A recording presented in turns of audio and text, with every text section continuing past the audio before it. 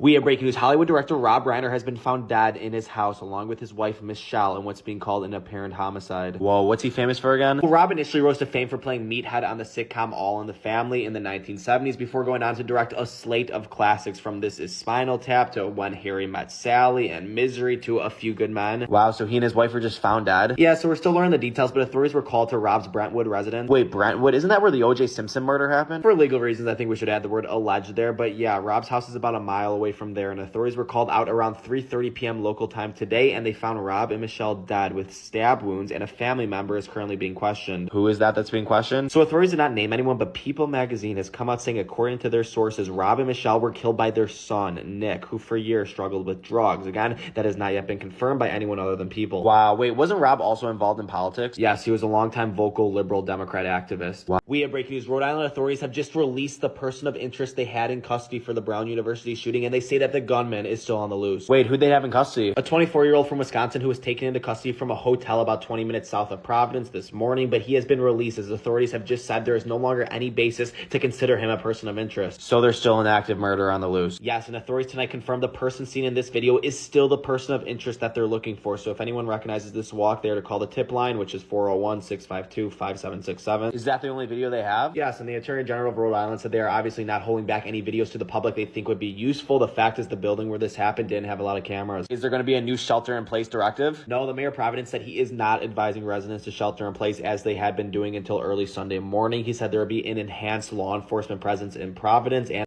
they have no plan to tackle the affordability crisis, and that Donald Trump himself has continued to deny this crisis, calling it a hoax. Democrats continuing to talk about affordability is annoying.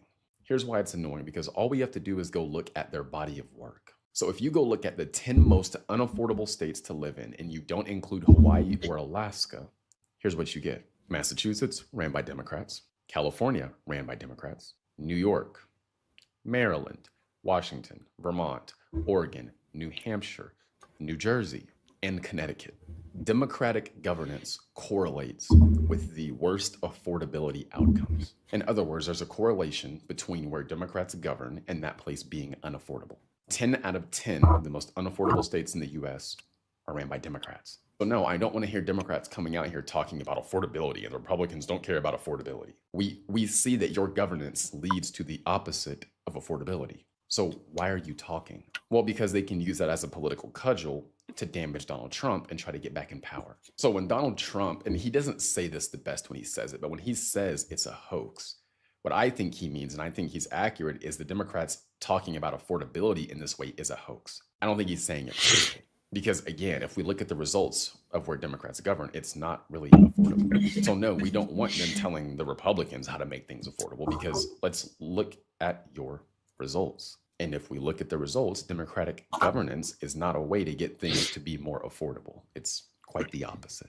So if you hear a bunch of Democrats talking about affordability, I would suggest you do not take them serious until we can actually see that their policy and their governance leads to things being affordable. So far, we're not really seeing that. So anyway, that's all I got for now. Just a reminder, I have a free email newsletter I send out every morning around 7 a.m. Central.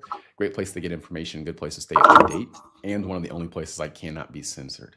I also go more in depth in many of my articles than I do in these videos. So yeah, the link's in my profile. Just go there, click the link. You'll see a little screen to drop your email in. Drop your email in, hit subscribe, and you'll be good to go. That's it. I'll see you guys in the next one.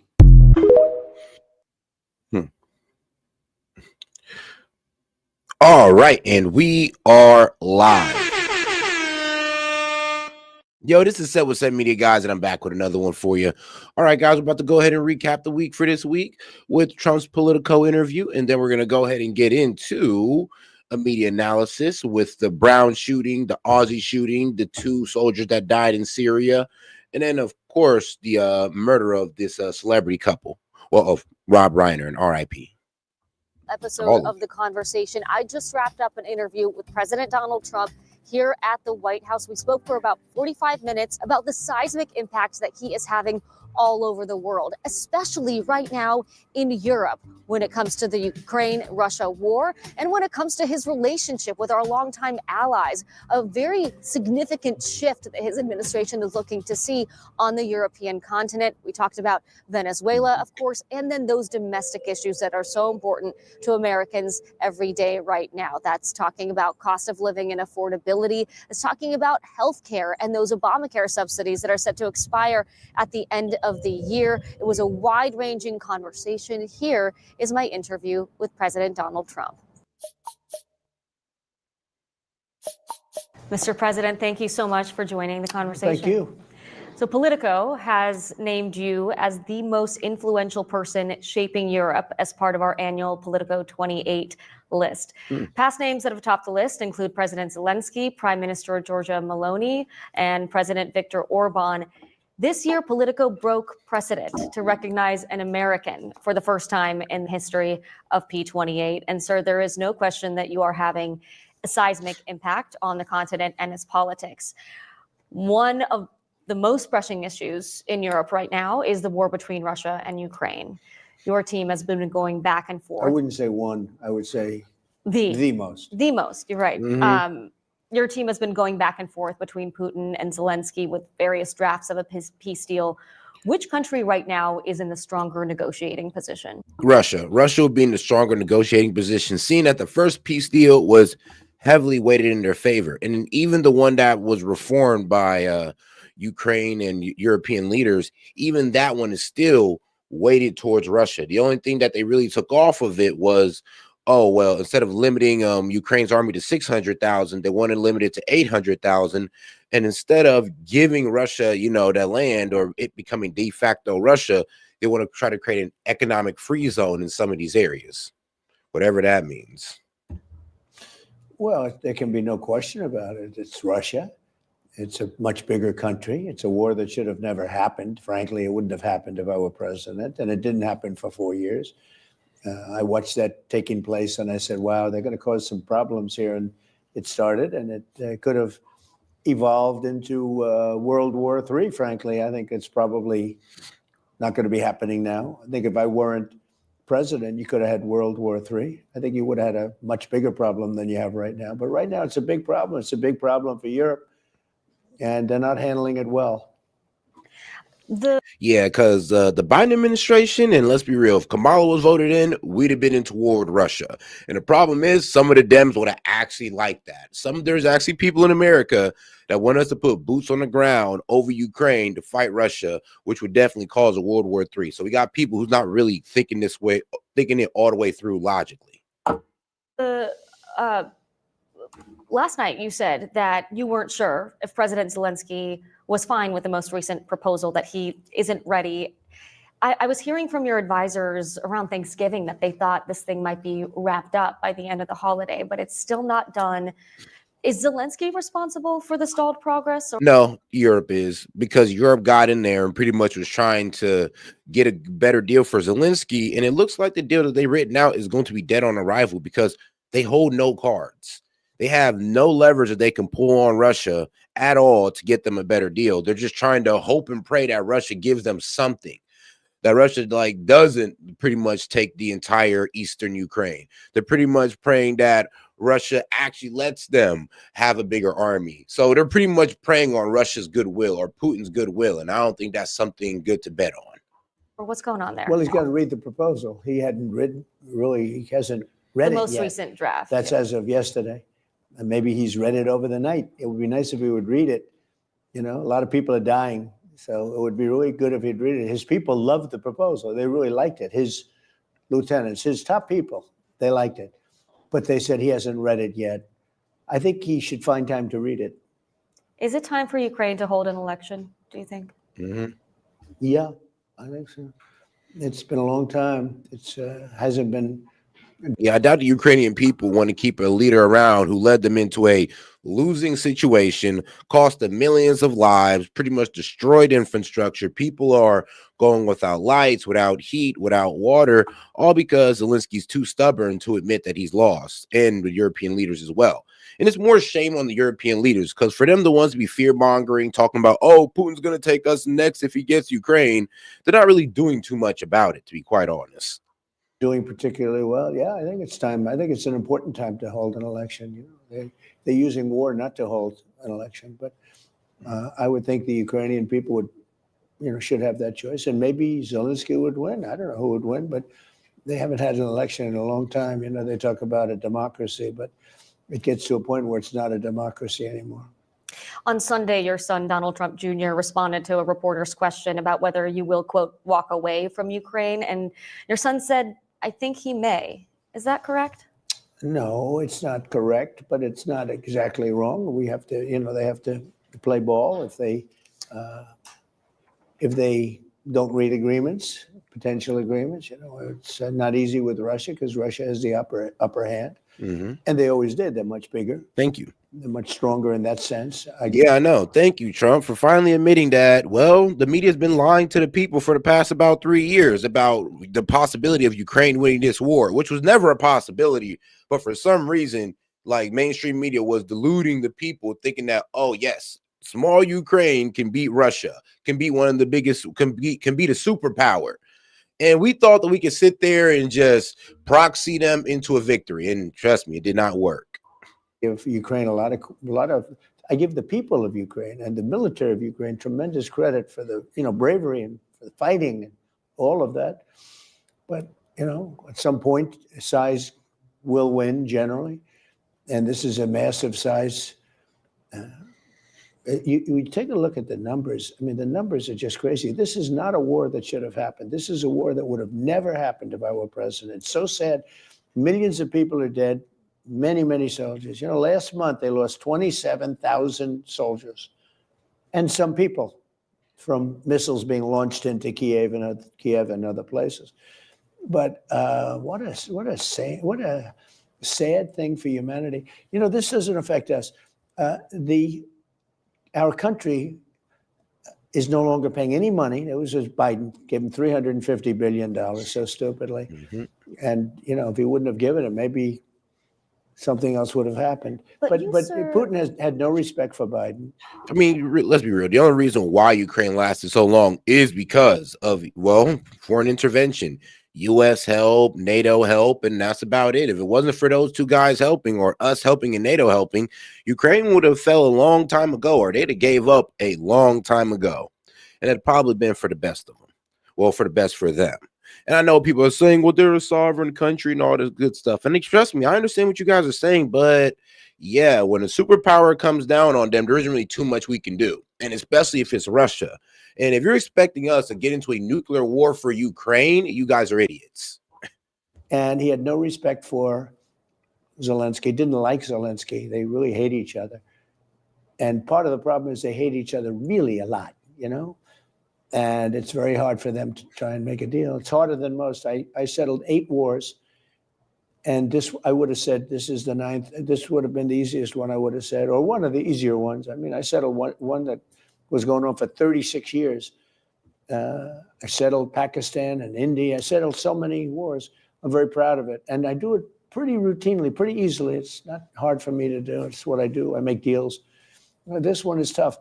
One of the reasons is the level of hatred between Putin and Zelensky is tremendous. And you're right. You're not spending money, but you, sir, are spending your time and your energy on this. I want to stop saving, you know, I want to stop seeing people killed. If this deal, if Zelensky rejects this deal, like, is there a timeline? Is there a point at which you say, okay? Well, he's going to have to get on the ball and start accepting things. You know, when you're losing. I mean, yeah, let's not be delusional about it. When you're losing this war, it's a bit delusional to sit there and try to wait for a better deal that you cannot fight for, that you can't force yourself.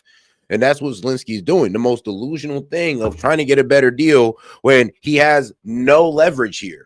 And he's hoping that Europe can give him a bit of leverage. But trust me, not even Europe is willing to back this man up to take Russia off the Ukrainian land, which is now about to become de facto Russia, because I doubt Putin's going to accept the reforms. Putin's pretty much saying that he wants that land and he wants Ukraine to turn around and get off that if they still want to keep Ukrainian land. Because if this keeps on going, Russia's just going to take more and more land and Ukraine will cease to exist. So let's just go ahead and stop it now and just well, Europe got to take the L, Ukraine got to take the L, and we got to take the lesson to not support a proxy war against a superpower. Because you're losing. Do you think Ukraine has lost this war? Well, they've lost territory long before I got here. They lost the whole strip of seafront, big seafront. Facts. I mean, you look at the maps. I've been here for 10 months, but you go back 10 months and take a look. They lost that whole strip. It's now a bigger strip. It's a wider strip, but they lost a lot of land, and it's very good land, too, that they lost. You certainly wouldn't say it's a victory. I could show you a chart. It's a lot of land they lost. It's a lot of land. I think you got to think of it. If our election wasn't rigged, it was a rigged election. Now everyone knows it. It's going to come out over the next couple of months too, loud and clear, because we have all the information here. But if the election wasn't rigged and stolen, you wouldn't even be talking about Ukraine right now. The resounding consensus in Europe right now is that they want to keep supporting Ukraine until they can win this war. Which is delusional, which is a fairy tale. Well, yes, a fairy tale fantasy. They literally, and that's a problem with Europe, they literally think that, well, if we just send enough weapons, just keep giving them all the weapons and they'll eventually win. The problem is, though, you're not trying to give Ukraine what they really need, which is missiles. Because here's the problem. Russia has all the missiles in the world. Ukraine only has drones. Russia got all the drones in the world. Ukraine still only has drones. They were trying to beg Europe, America for missiles, but nobody wanted to give Zelensky $1 million missiles to shoot down $40 drones. Nobody wants to do that. I'm sorry. It's not like logically sound. It's not ethically sound either to keep supporting this war if the main objective is to stop the killing, is to save Ukrainian lives and stop I'm be real with you, stop the wasteful killing of Ukrainian men. Until they drop, yeah. Well, is that realistic in your view? I mean, look, then they should support it. Europe I'm friendly with all of them. I mean, I like all of them. I have no real enemy. I've had a couple that I didn't like over the years. I actually like the current crew. I like them a lot. But and I know them very well. I know them really well. Some are friends, some are okay. I know the good leaders, I know the bad leaders, I know the smart ones, I know the stupid ones. You got some real stupid ones too. But they're not doing a good job. Europe is not doing a good job in many ways. They're not doing a good job. I want to ask They you talk about too that. much, and they're not producing. We're talking about Ukraine. They talk, but they don't produce. And the war just keeps going on and on. I mean, 4 years now it's been going on, long before I got here. This is not my war. This is Joe Biden's war. And in terms of America, it's a very sad thing. And the only reason I really care about it is because I hate to see young, beautiful people being killed.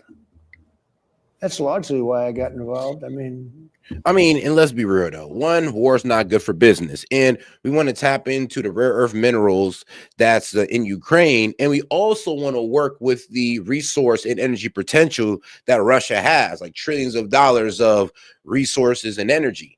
So instead of just trying to sit there and make Russia the big bad wolf of the world, why not work with Russia? Let Russia help our economy. We help their economy. We also help Ukraine. We build. We get into some investments in Ukraine, and everybody walks away happy. Okay, I'm gonna be real with you. Mainly the U.S. and Russia walks away happy, and I'm gonna be real with you. Who are we first? Exactly, America first. So let's get down with that. If you look at the Congo and Rwanda, that's been going on. 14 million people at least killed. Nobody has any idea how many, but killed. Machetes, a lot of machete killings. Vicious. But if you look at the wars and some of the wars that really were going to be millions and millions of people. The Prime Minister of Pakistan said, I saved millions of people by getting involved with stopping India and Pakistan from fighting. I do want to go back to Europe for a moment, though, because you said they're not doing a lot of things right in your view. And just they can't be doing right because look what's happened. Well, your administration just released a new national security strategy that sent shockwaves throughout Europe. The strategy says a key pillar of American foreign policy should be, quote, cultivating resistance to Europe's current trajectory within European nations. Facts. How much should European leaders prepare for your administration? No, let's be real, because Europe, it's going in the wrong direction, especially with the EU and NATO, and especially with all the EU countries having these reckless legal immigration like policies. And then, of course, them being so well, I mean, they have PDS. I mean, Putin derangement syndrome. Like, for some reason, they really want to get into it with Putin. And the only reason they want to do this is because they believe that America is going to back them up. If we're not in NATO, trust me, Europe calms the fuck down and they start realizing that, okay, maybe we need to chill on Russia since we don't got a superpower to back us up, because they're talking real reckless only because they believe that we'll back them up. And that's what Trump's new doctrine is saying. Look, we're not going to back you guys up just because you don't like Putin, okay? You better play nice with him, or let's be real, we're going to leave him to you. And let's be also real. We need to focus on our hemisphere, remove all the Russian influence, Iranian influence, Chinese influence out of our hemisphere so we can make our side of the world work for us. It's all about hemispherical dominance instead of trying to be a global military power. I'm for that. And I'm for leaving NATO, letting EU and NATO deal with Russia if they still even holds together if we leave. And we'll see where that goes, because trust me, getting involved in these countries' problems is not what the forefathers envisioned. To push to reshape the continent's politics. Well, Europe is a different place. What do you mean And by if that? it keeps going the way it's going, Europe will not be, in my opinion, many of those countries will not be viable countries any longer. Their immigration policy is a disaster. What they're doing with immigration is a disaster. We had a disaster coming, but I was able to stop it. You know, we have no people coming through our borders now, 0, 7 months. I mean, who would believe 0? We went from millions of people, in some cases, millions of people a month, but millions of people to no people. That's not what Europe looks like. The opposite. Yeah, I know Europe, they're coming in from all parts of the world, not just the Middle East. They're coming in from the Congo, tremendous numbers of people coming from the Congo. And even worse, they're coming from prisons of the Congo and many other countries. And for some reason, they want to be politically correct, which actually I think is the opposite of politically correct. But they want to be politically correct, and they don't want to send them back to where they came from. I mean, you could say due to the Europe's or a lot of European countries' legal immigration policies, they're kind of self-destructing and they're destroying their own culture. So, you know how people like to complain about, oh, there's a Muslim problem in the USA. No, trust me, there's not. Seeing that they're only 1 to 2% of the population and a population of 350 million, trust me, they're not a problem. And they don't even hold that much power. But now the Muslims in the UK, that is a bit more concerning, because seeing that they have a less dense population, seeing that, you know, since it's a smaller population, they're letting in all these Muslims, it is becoming more of a problem. They are starting to hold high positions in government. So, and here's the thing, I have no problem with Muslims, but if the topic is Muslims, we're talking about where they got the most influence in, trust me, they got way more influence in the UK than in the US. Actually, very small influence in the US. And Europe is, if you take a look at Paris, it's a much different place. I loved Paris. It's a much different place than it was. If you take a look at London, you have a mayor named Khan. He's a horrible mayor. He's an incompetent mayor, but he's a horrible, vicious, disgusting mayor. I think he's done a terrible job. London's a different place. I love London. I love London. And I hate to see it happen. You know, my roots are in Europe, as you know. Right. And I hate to see that happen. This is one of the great places in the world, and they're allowing people just to come in and unchecked, unvetted. So how involved are you going to get? I mean, could we see you getting involved in European I want to run the elections, for United example? States. I don't want to run Europe. Oh, guys, do me a favor and double tap that screen and like the video, guys. Appreciate the support, but let's get more people in on the conversation by double tapping that screen. Appreciate the support, guys. I'm involved in Europe very much. Might you endorse NATO candidates? calls me daddy. I mean, I have a lot to say about it. Look, I raised, you know, the GDP from 2% to 5%. The 2% they weren't paying and the 5% they are paying. And they're paying it because when we send things over, NATO pays for it. And I assume they give it to Ukraine. Yeah, I mean, we're in a lot better position when it comes to our support of Ukraine, because we're not just giving them money and weapons no more. We told NATO to increase their military defense spending from 2 to 5%, and that extra percentage in military spending that, well, they will be spending is going to be towards U.S. weaponry. So yes, they're pretty much increasing their spending to buy more weapons from us. And you know what? I mean, I may not agree with still supporting this war in this way, but I mean, it's better than just giving the weapons away. At least we're making money off it. But Europe is being destroyed. Would you consider getting involved in some of those elections to put in leaders that you think are better suited? Well, I've endorsed people, but I've endorsed people that a lot of Europeans don't like. I've endorsed Viktor Orban. I endorsed, go back to South America, Latin America, South America, Milei, Bukele, Argentina. He was losing in the election, and I endorsed him, and he won in a landslide. Yeah, with Viktor Orban, beyond endorsing, he recently said that you promised him access to U.S.-backed financial shield worth up to $20 billion. Is that right? No, I didn't promise him, but he certainly asked for it. But would you consider what I- giving that to him? I just think he's doing a very good job in a different sense on immigration. His country's landlocked. You know, he's got a different kind of a country. He doesn't have the sea, so he can't have ships coming in with energy. He's got a big pipe coming in from Russia. They've had it for a long time. It's a different situation he's got. So would you consider But one some thing financial he has assistance really, there? He's really gotten right is the immigration, because he allows nobody in his country. And Poland has done a very good job in that respect too. But most European nations, they're decaying. They're decaying. You can imagine some leaders in Europe are a little freaked out by what your posture is, and No, European. they should be freaked out by what they're doing to their countries. They're destroying their countries. Well, And they're- European Council and President. they're people I like. Look, they're people I like. I get along with them. You know that. But they can't let this happen. And it gets to a point where you can't really correct it. There'll be a point, and it's very close to that And point. what will that mean? It will mean that they're no longer going to be strong nations. Does Or that mean they'll they won't be allies Or anymore? they'll be, well, it depends, it depends. They'll change their ideology, obviously, because the people coming in have a totally different ideology. But it's going to make them much weaker. They'll be much weaker, and they'll be much different. And what will that mean for our I mean, relationship look at with your mayor them? of London. He's a disaster. He's a disaster. He's got a Now, hold on. Just to quickly explain this Argentina, $20 to $40 billion in a currency swap, because a lot of people don't understand it. And a lot of Dems like to try to poke fun and be like, oh, I thought it was America first. What about 40 billion to Argentina?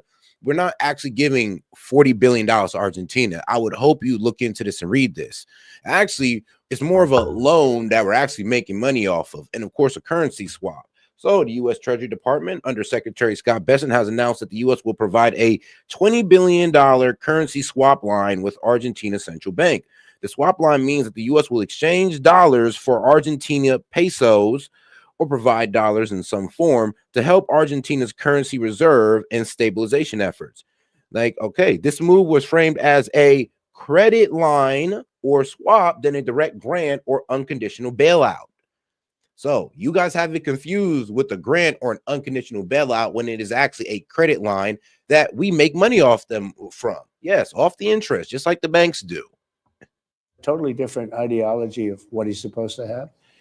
And he gets elected because so many people have come in. They vote for him now because, it's like, it's one of those things. But I hate what's happened to London, and I hate what's happened to Paris. I hate when I see it. Sir, it's sometimes hard to tell when you say these things. Do you intend to send kind of a message of tough love to our allies to push them to make reforms? Or do you No, think that many of them no. are just weak and you don't really want to be allies with them? I think they're weak, but I also think that they want to be so politically correct. I think they don't know what to do. Europe doesn't know what to do. They don't know what to do on trade either. I mean, I look at a lot of the trade, situation that's going on over there. It's a little bit dangerous, but Europe, they want to be politically correct, and it makes them weak. That's what makes them weak. It Yeah, they are sounds too like you woke. want to see some pretty massive changes. Well, I in think they Europe. should get the people out that I'm can't. gonna be honest with you, like slowly and slowly, like more of these European countries are becoming more dystopian or becoming way more authoritarian. I mean, look at the speech laws there. People are getting locked up for what they post on Facebook, X. I mean, Instagram. If you start talking about trans too crazy and you're a European citizen, not European, but you're a UK citizen, you can go to jail for that. I mean, and all over Europe, there's laws just like it. They have speech laws, they have digital ID, they have all types of authoritarian ways to control their citizens. It's absolutely crazy in Europe, and they do need to turn around. But it does seem like the people of Europe, well, are okay with the authoritarian regimes that they're under. And I mean, and the governments or the world leaders that they vote in that just put, well, immigrants over them.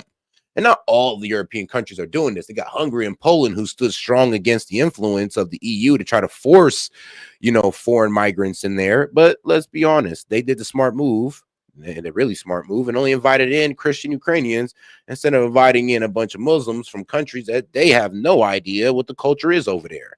No idea at all. Into the country illegally. I want to ask about NATO. If you take a look at Sweden, so Sweden was known as the safest country in Europe, one of the safest countries. Don't get it twisted, though. European countries are beautiful countries. Don't get it twisted. You can still go over there and have a good time. It's just I wouldn't want to be a citizen of those countries. In the world. Now it's known as a very unsafe, pretty unsafe country. It's not even believable. It's a whole different country. Sweden. And Sweden most recently joined NATO. One of the things that the national security strategy says is that the U.S. should work toward ending the perception and preventing the reality of NATO as a perpetually expanding alliance. Are there countries in NATO that you think shouldn't be in the alliance? Well, Sweden, there for are example? countries that are difficult for NATO. Not that they shouldn't be. I think it's good to have them. Turkey's an example. Erdogan, he's a friend of mine. Whenever they have a problem with Erdogan, they ask me to call because they can't speak to him. He's a tough cookie. I actually like him a lot. I think actually, look, he's built a strong country, strong military, but they have a hard time dealing with him, and they ask me to call him. And I do call him, and I always work it out with him. He and I work it out really quickly. We had some people that he released that were taken and going through years and years of court cases and everything else. And I said, you got to release him. And he did. He is, very different than a lot of the other leaders, but they have a hard time with him. But, they shouldn't really have a hard time with Should him. NATO stop accepting new members? Should NATO end where it is now? Well, there aren't that many left when you get right down to it. Honestly, There aren't that many left. It was always, long before Putin, it was an understanding that Ukraine would not be going into NATO. This was long before Putin, in all fairness. yeah, there was a verbal agreement that NATO would remain neutral and never go into NATO. We told the Russian leaders that verbally. We didn't sign on it, but we did tell them verbally, damn near spit in the hand and took a handshake. And we kind of told them, look, we'll go ahead and keep NATO here. We won't put NATO on your border. And here's the thing, though, because Putin, we kind of already put NATO on his border multiple times, especially when it came to Finland. So it is kind of funny how Ukraine was the last straw. I do get the Dems argument when they say that. Well, we took all the other ones on his border. What makes Ukraine so special? I don't know, but we sure did F around and find out. We sure F around and found out, did we not? Because there NATO was trying to bring trying to bring Ukraine in. Everybody in America damn near saying they're a sovereign country. They should be able to join NATO without realizing that, I'm gonna be honest with you, if a superpower say they can't join NATO and they're willing to put boots on the ground over it, we should probably listen to them. Unless we're willing to put boots on the ground over that. And now they pushed, when Zelensky first went in and first met Putin, he said, I want two things. I want Crimea back, and we're going to be a member of NATO. He didn't say it in a very nice way either. He's a great salesman. I call him P.T. Barnum. You know who P.T. Barnum was, right? I do. One of the greatest on earth. He could sell any product at any time. That was his expression. I can sell any product at any time. It was true. He said, doesn't matter whether it works or not.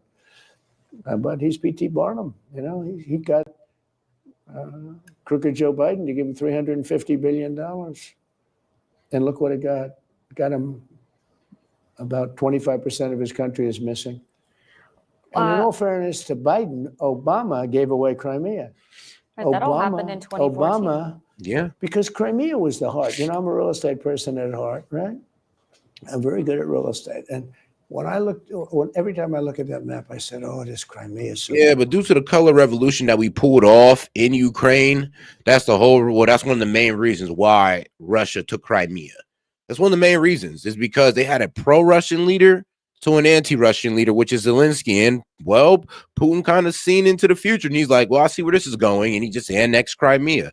So yeah, it started off in 2014. This is when, I'll be real with you, this is when this conflict really started off. Was it 2014, not 2022?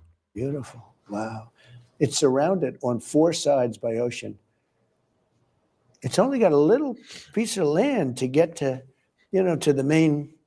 Well, the main, I mean, Crimea is massive, but it connects the part of Ukraine that we talk about now Right. through a small little jetty.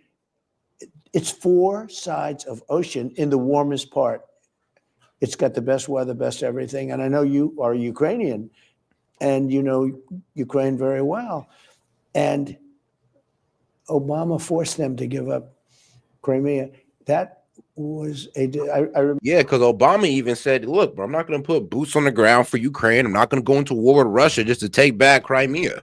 Even Obama sat there and was like, yeah, I'm not doing this. Now, the Biden administration came in and said, they're locked and loaded to go, but they're not going to put boots on the ground. But they were willing to throw a whole lot of money behind Ukraine. And that didn't even work. Even with I'm gonna be real with you, basically with multiple countries throwing in money behind Ukraine, we still couldn't buy them a win.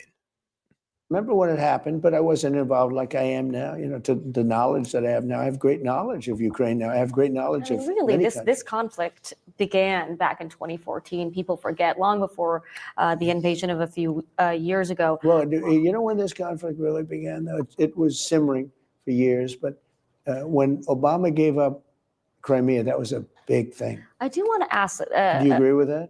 That was a big piece to give up. You are of Ukrainian descent. That was a major, I remember, when I first moved to the United States, a lot of people didn't know what Ukraine even was. And it was in 2014 that people suddenly started to realize how significant geopolitically that area really is. I just say, from the standpoint of beauty, weather, everything, Crimea is the warmest. It's just got such great potential. And Obama forced them. Obama did this. This is not Biden. Well, maybe he was involved, but I doubt it. He probably didn't know too much then either. He was never the brightest bulb.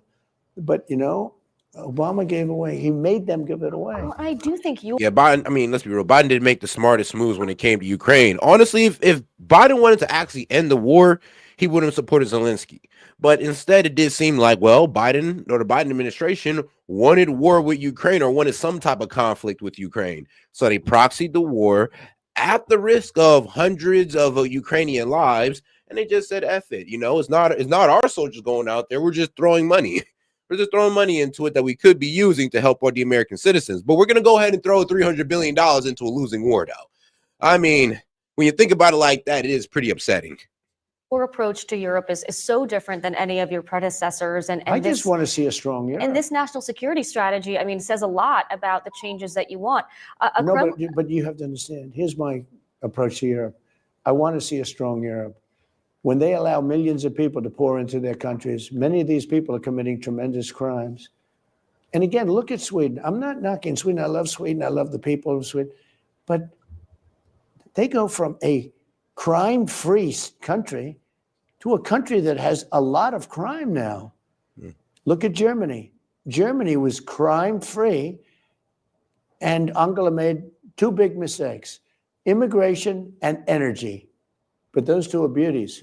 Well, one country that is pleased with the change in strategy from the United States is Russia. A Kremlin spokesperson. Oh, guys, you got any questions, comments, jokes, or disagreements? I'll be happy to read it out loud and engage with it. Just $2 and up. Appreciate the support, guys. All right, let's keep going. Person called the strategy document a, quote, positive step, and said the adjustments they're seeing are, quote, largely consistent with Moscow's vision. Do you think that's a good thing? Well, I think he'd like to see a weak Europe. And so, to be honest with you, he's getting that. That has nothing to do with me. But he thinks the changes that you're making and what you laid out in your vision for Europe is what Moscow wants to see. I have no vision for Europe. All I want to see is a strong Europe. Look, I have a vision for the United States, America first. It's make America great again. I do explain to Europe because I think, I'm supposed to be a very smart person. I have eyes, I have ears, I have knowledge, I have vast knowledge. I see what's happening. I get reports that you will never see. And I think it's horrible what's happening to Europe. I think it's endangering Europe as we know it. Europe could be a whole different place. Your impact. And I think the European people should do something about it. Your impact does stretch far beyond Europe. I want to talk about another area where you're making your mark, which is in Venezuela. You've said that Nicolas Maduro's days are numbered and that the U.S. could soon strike Venezuelan territory. Could we see American troops on the ground in Venezuela? I don't comment on that. I wouldn't say that one way or the other. I can say this, that he sent us millions of people, many from prisons, many drug dealers and drug lords, mental institution, people in mental institutions. He sent them into our country where we had a very stupid president. You know that. Biden's a low IQ person, especially nowadays. I mean, he was low IQ 30 years ago, but he was especially low IQ now. And what he did to our country is not good. Tren de Aragua, the gangs, one of the meanest gangs in the world. You've locked down the. Let me be real with you. Even Obama said, "Don't underestimate Biden's ability to fuck things up." I mean, that's coming straight out of Obama's mouth. The border No, he sent a lot of these people. He also sends in a lot of drugs. So we'll see how it all works out. So But do you I wanna can't talk about So how strategy. far would you go to take Maduro out of office? I don't want to say that, but But you want to see him out? his days are numbered.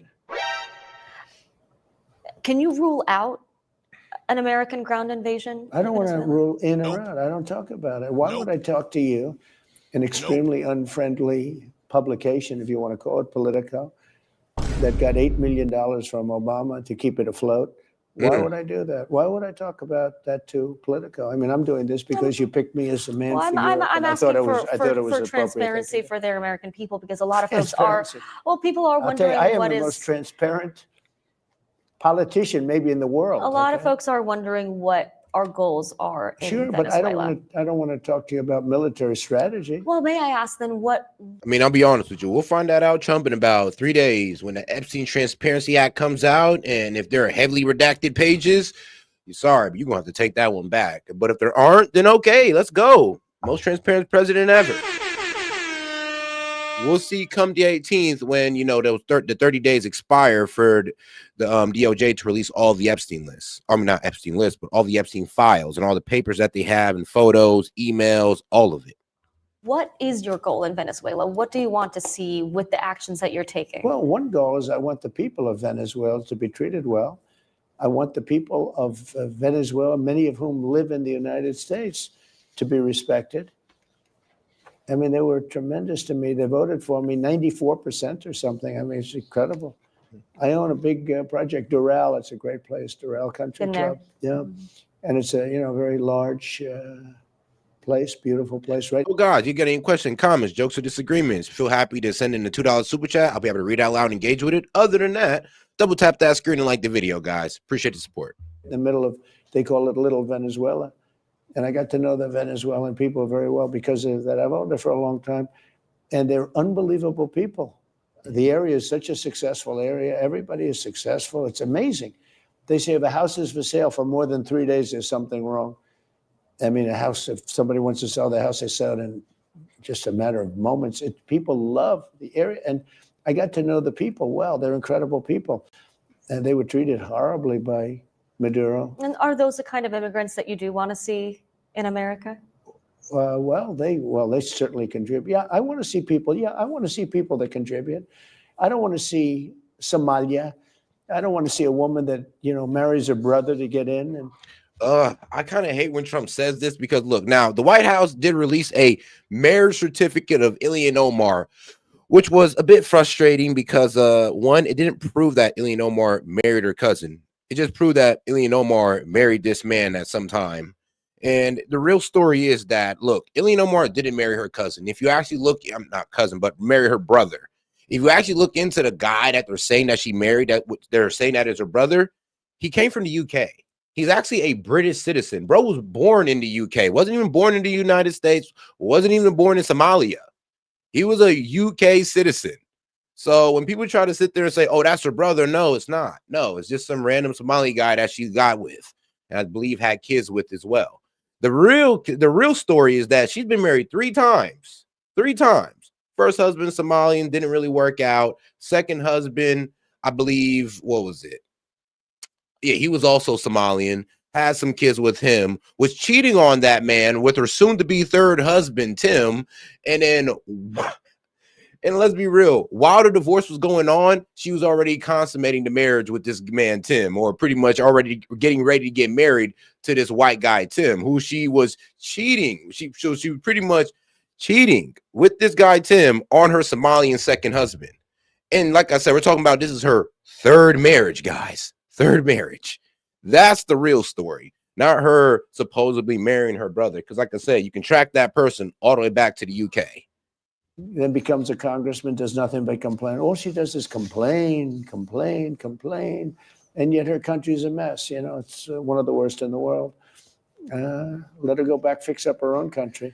Somalia, yeah, and I was right about it. You know, I started complaining about Somalia long before the scandal. No, that is one problem also with Ilhan Omar. She's very vociferous about her support of the Somalian people, but I'm like, sweetheart, you're a representative for the American people, not just the Somalian people, but the American people.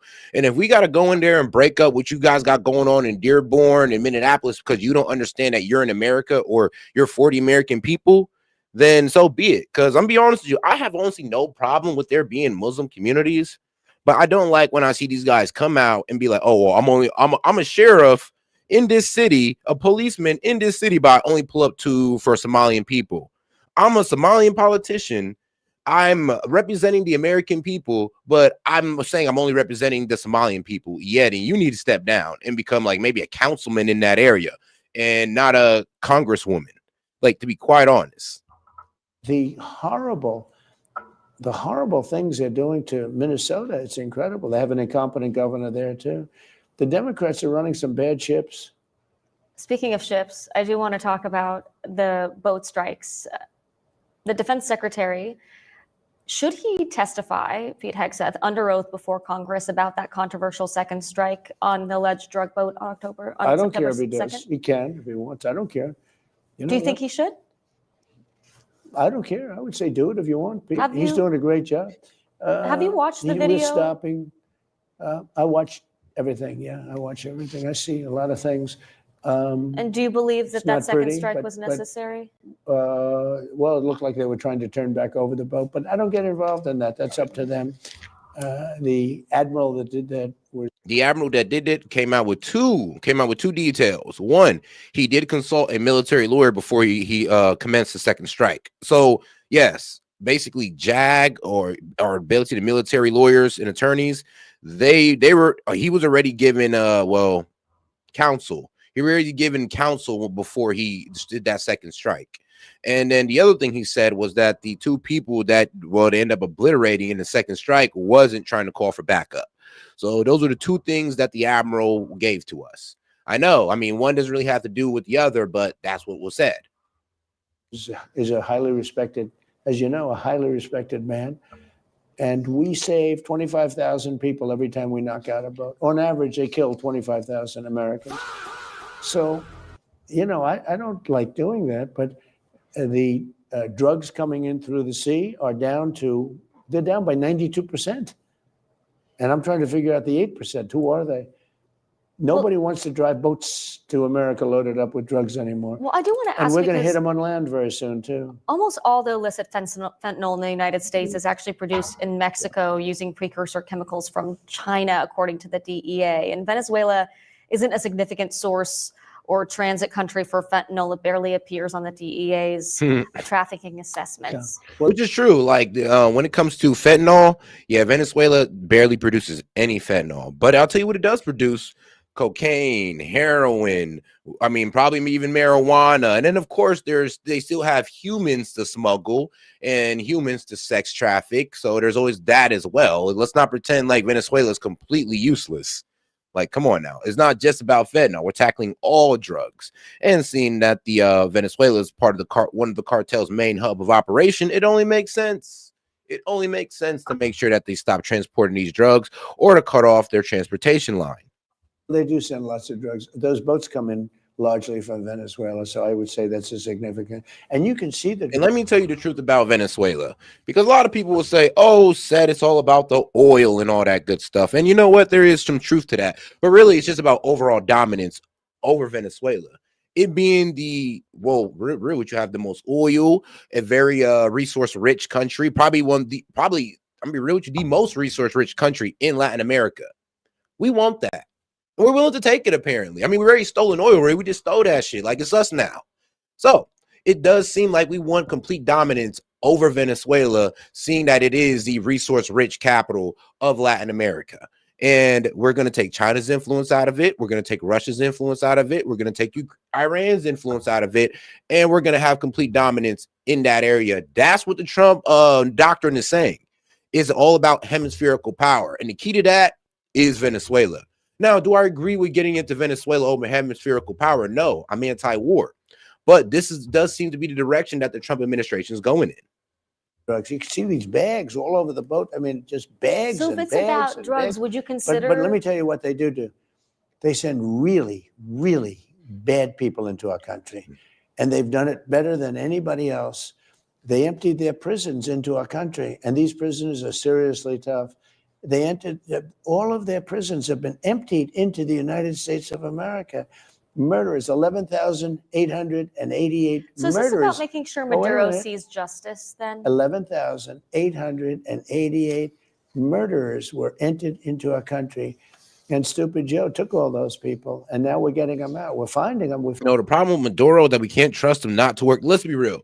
If Maduro wasn't working with China, Russia, and Iran, we'd be cool with him. Honestly, we'd actually let him stay in power regardless of him stealing the election. We'd have been cool. So the problem is that the problem isn't even that Maduro stole the election. Like, honestly, that's just a headline. That's a headline for you guys. The real story is that, well, he has too much foreign influence, way too much. He's too tied in with China. He's too tied in with Russia. He's too tied in with Iran. And they all help them kind of skirt around us and try to like move away from us. So we're trying to get rid of that influence. Like I said, it's all about hemispherical influence. And we're willing to move all of these influences outside of Venezuela with military force. Found a lot of them, and we're getting them out, or we're putting them in jail. Some are so dangerous and so bad that we don't want to put them back to their country because they'll find a way to get back in. But these are stone cold murderers. But every time we knock out a boat, we save 25,000 American lives. So would you consider doing something similar with Mexico and Colombia that are even more responsible for fentanyl trafficking into the U.S.? Sure, I would. You pardoned former Honduran President Juan. Oh, trust me. Yes, for sure. Trust me. Like, once Venezuela is locked down, or if we can get Maduro to leave and get that young lady in there who's promising to pretty much give us all the resources and all that good stuff and open up Venezuela for economic opportunity for the people of Venezuela and America, of course. So, yeah, we want that lady in there because if you actually looked up videos, we're talking about the young lady that won the Nobel Peace Prize, Maria Corina, forgot her last name, but I know her first name is Maria. So we want that lady to get in there because if you actually look at her speeches, she's already said she's going to give the oil, the resources, all to America, work with America to get prosperity to the Venezuelan people. And that could definitely work out. But the problem is getting her in there, getting Maduro out when the military supports Maduro and is willing to fight for Maduro. Orlando Hernandez and let him out of prison, even though he was convicted in a massive international drug trafficking scheme. How is that zero tolerance on drug trafficking? Well, I don't know him, and I know very little about him, other than people said it was like a Obama-Biden type setup where he was set up. He was the president of the country. The country deals in drugs like probably you could say that about every country. And because he was the president, they gave him like 45 years in prison. And there are many people fighting for Honduras, very good people that I know, and they think he was treated horribly, and they asked me to do it, and I said, I'll do it. Do you think that could send the wrong message to drug dealers? No, I don't think so. Look, I think, when you weaponize government, they've weaponized their government just like they did over here. I'm one of the people that survived, but they weaponized the government. We had the most weaponized government. Our election was rigged. They went after me. I was impeached twice. I was indicted. They indicted me. I came out good. Here we are in the White House. Things are looking nice, but they were vicious, and they are vicious. They're sick people. We've talked a lot about foreign policy. You've spent a ton of your first year focused on those conflicts around the world. And that has led to some concerns, even from your own supporters, that there hasn't been enough focus on some of the issues here at home. I know that this week you're going back out on the trail, giving me flashbacks of covering your rallies here. You're hitting the road to talk about the economy. I wonder, sir, what grade would you give your economy right now? Before I answer that, let me just tell you something. I've watched stupid people. I don't know, 10 months in, only 1 year in, we're asking him about, well, his economy. I mean, man, we're still dealing from the crazy inflation and price increase from under Biden. This man, Trump, Biden lost us $3,000 in buying power. Trump has only gotten us back $1,200. So the fact that he was able to do that within this time, I got to give him his kudos on that. And the fact that the Dems are rushing the affordability crisis or affordability when they're the ones that run the most unaffordable cities, most unaffordable states. And then under their leadership, under President Joe Biden, we've seen the biggest unaffordability crisis ever, with prices skyrocketing 20% across the board, along with, well, a 20% increase in the money supply. Yeah, well, I guess it was transitory. Like Marjorie Trader Green, or some people call her Taylor Green. Some people call her Taylor Brown, because green sometimes turns to brown, which isn't nice. But I've watched her say that he spends too much time on foreign. Well, by doing that, and first of all, it doesn't take a lot of time. I made one trip. I brought back trillions of dollars on that one trip. No, like, here's the thing, and I kind of agree with Marjorie Taylor Greene what she said. He's spending too much time like outside the United States and not focusing on domestic policies. But I could also see how Trump could spin that around and be like, well, you know how all these foreign policies, I'm making these trade deals. You don't see how this is all benefiting America. Like, you don't really see how me going out there getting these countries to invest. Don't you see how that benefits America, trying to stop the Ukrainian war so we can start working with Ukraine and Russia? Don't you see how that would benefit America? So I can see where he can spin that. But trust me, for optics, it would be better if you stayed here and focus on affordability for the next 6 months into the midterms. Give some improvement on that. Then you go back to foreign policy. But let's focus on domestic policy first. I stopped in Japan. I stopped in South Korea. I met with President Xi and ended. You went to the Middle East. I was on that trip with you. Went to the Middle East. I brought back $3 trillion from the Middle East. I sold many Boeing airplanes on that trip, like 300. When I go on a trip, I only have one place in mind. It's the United States. So when people with low IQs like Marjorie Taylor Greene, she's a low IQ person. When she says it's too. But she was a loyal person until I wasn't able to answer her phone calls because I'm just too busy to answer people's phone calls. You can't call me 3 times a day. And it's just, not appropriate when I have, over 200 congressmen, 53 senators, 212 countries. All of these people are calling, and a family. Actually, the family suffers. It's harder for me to call back the family. But when you think of what I've done, remember rare earth and the problem with magnets and all of these things that was going to shut down the whole world. I worked it out with President Xi. We have a good relationship. I worked it out with President Xi. So very favorable to the United States. Does come back to the economy in the U.S., right? You made a statement, though, that I devote too much time to outside of the United States. I've made a fortune for the United States by focusing on things. To be clear, that's not my statement. That's just what some of your supporters and some others have said. Well, then, I can't imagine their supporters, because I've made a fortune and spent very little time. All of my time is spent here. Most of my time is spent here. But when I do go outside, it's only going outside for here. For instance, settling and solving the problem with China, that has a huge effect in the United States. True. Making deals with Japan, South Korea, Indonesia, all of these countries, you're talking about trillions and trillions of dollars. So I guess I could say, let's not deal with anybody. We wouldn't have much of a country. Well, we wouldn't have much of an economy. I mean, I got to give them that one. Like, we do have to deal with other countries to make sure that we do have prosperity in the United States, and China is one of them. Settling the trade deficit, or trying to get China to practice fair trade practices, then yeah, that's pretty damn important. Trying to make sure that we bring some of our manufacturing over from China into the United States. That's pretty important. Making sure that China doesn't have complete dominance over rare earth mineral refinery. That's why we're over here trying to work with Australia. That's pretty important.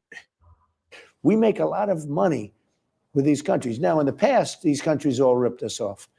If you go back during Biden, if you go back during Obama, they were ripping us off. Oh, guys, you got any questions, comments, jokes, or disagreements? I'll be happy to read it out loud and engage with it. Just $2 and up. Appreciate support, or just send a gift if you just want to support. All right, let's get right back to it. Like no country's ever been ripped off. That's why we owe $38 trillion. I mean, we owe it for a reason. But just remember, when we had a problem with China very recently, I was able to work that out. You don't work that out by not talking to people, by not answering with the magnets, with the rare earth. It was a big and you're problem. looking to have an impact here back home. Well, so, no impact. We would have been shut down. China would have been shut down. The whole world would have been shut down. Sir, So wait a minute. So some people would say, don't focus on anything outside of our border. I like that too. But I've made trillions and trillions of dollars and solved problems and solved wars. Do you know most of the wars that I solved were solved sitting behind the Oval Office desk on a telephone? Mhm. I think those are worthy phone calls. Even if they didn't impact us to save millions of lives from another country, and if I can do that easily because I have an ability, are pretty good. But I do want to talk about the economy, sir, here at home. And I wonder what grade you would give A your plus. economy. A+. Yeah, A plus, plus, plus, plus, plus. Well, it's interesting because I talked to a supporter of yours. Her name is Melanie from Westmoreland County, PA, and she loves you. She gave you overall an A++ grade. But here's what she said about the economy. She said, quote, groceries, utility, insurance, and the basic cost of running small business keep rising faster than wages. She also says that not enough is being done. Mr. President, this is one of your supporters. Okay, good. And I love her because you said I got an A+ on everything, I guess. I don't know. But she's still worried about the economy. But what you have to understand, the word affordability. I inherited a mess. And let's be real, like nobody's really here's the craziest part. It's not really the economy we're worried about because GDP is up 3-4%. Like the stock market is seeing record highs. The problem is affordability. We do need to start making things more affordable in the United States, start cutting back regulations so some of these businesses can drop their prices. I mean, that would help. Trying to raise wages to outpace inflation, that would help. I mean, there's a lot of things we could do right now. I remember I was playing a video that had Steven Crowder pretty much explaining how we can make housing more affordable. And these are things that could be done today. So trust me, Trump can get some stuff done when it comes to affordability, especially on housing. Inherited a total mess. Prices were at an all-time high. When I came in, prices are coming down substantially. Look at energy. You and I discussed before the interview, energy. Energy has come down incredibly. When energy comes down, everything, because it's so much bigger than any other subject, but energy has come down incredibly. Prices are all coming down. It's been 10 months. It's amazing what we've done. If you think of gasoline a gallon, they had it at $4.50, almost $5. You go to some of the states, you had it at $6. We hit $3. Well, the national average for gas, I believe, is at like $2.90 now. I think like a week ago it was at like $3.06, but now it's at like $2.90, $2.95. States 2 days ago, $1.99 a gallon.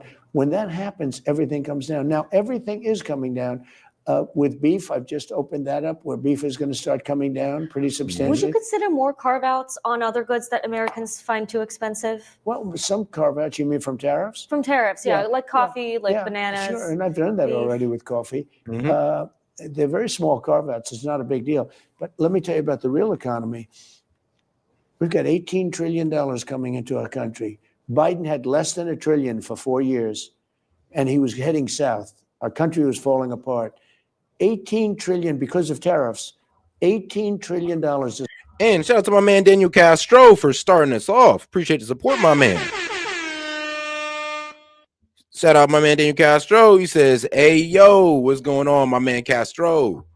Is coming into our country. I think because of tariffs and November 5th election, if you want to know the truth. But So would you rule out reducing tariffs on any more goods? on some, and on some I'll increase tariffs. Because you know what happens is because of tariffs, all of the car companies are coming back. You know, we lost 58% of the automobile business. We had a monopoly on the world. We had everything. And because we had presidents that either weren't smart or didn't have business sense, or their people didn't do a good job, they could have kept that. We could have kept the chip market. We had 100% of the chip market, Intel, all of these guys. You know, there's a thing. They came in to see me, Intel. They needed something to be done by the government. I said, I'm going to do it, but I think you have to give us 10% of your company. Which is way better than it is giving these guys money to build, like what Biden did with the Chips Manufacturing Act. Well, what he was trying to do with the CHIPS Act was pretty much give these guys billions of dollars to come build in America. What Trump did was, one, he put tariffs on their chips and semiconductors and said, if you don't build here in America, you're just going to get tariffed out the ass. And then two, he also says, well, and also I'll take 10% in your company and you're just going to make money for the American people. Because like I said, America makes that 10% of the investment, not Donald Trump, like some people like to say. So pretty much the 10% that America will be making from its investment in Intel would go back to, well, the Treasury. So yes, we actually make money off this instead of just giving money to these chip manufacturing companies. Like, you know, it's kind of like a China strategy, just picking winners and losers and just putting billions of dollars behind them. You know what happened? We made $40 billion on that deal. The price went through the roof.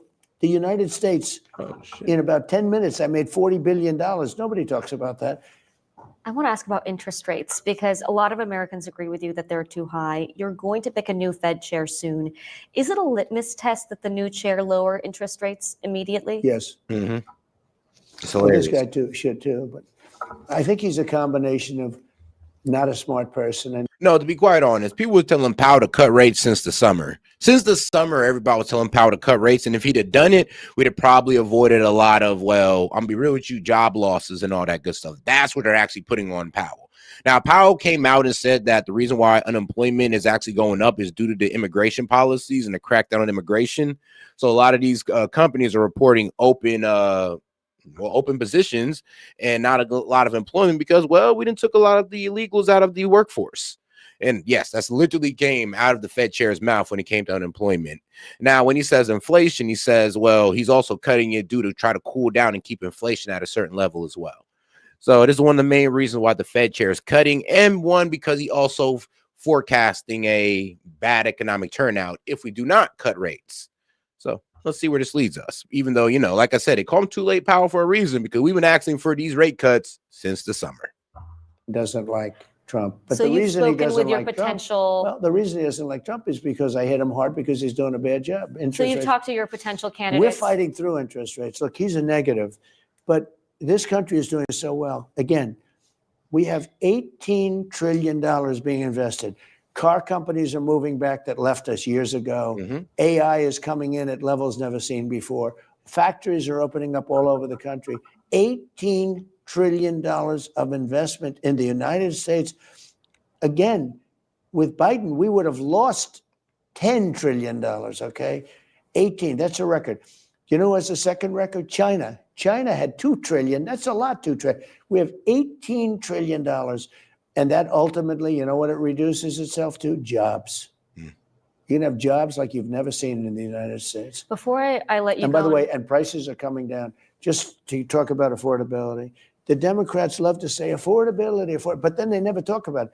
They're the ones that gave us the high prices. I'm the one that's bringing them down. One of the biggest issues on affordability right now is healthcare, and Obamacare subsidies are set to expire in a couple of weeks, which will lead to higher prices for millions of Americans. I do wonder, Mr. President. But you said the word Obamacare. Obamacare Correct. was conceived by Barack Hussein Obama, who knew nothing about healthcare. But we're in the situation we're in now. Now, before we get into this topic right here, I do want to take it back to where Trump was talking about the manufacturing companies coming back. So we're talking about EV and battery manufacturing. So Toyota is going to build a battery plant in Liberty, North Carolina. And it is nearly a 14 billion EV/hybrid battery plant. Construction phase has largely completed and products start being shoveled out around. Actually, no, it's already starting, I believe. Nope. It started about last month on November 12th was this EV battery factory that Toyota's built. And then we have Hyundai, which is also going to be bringing in a battery plant.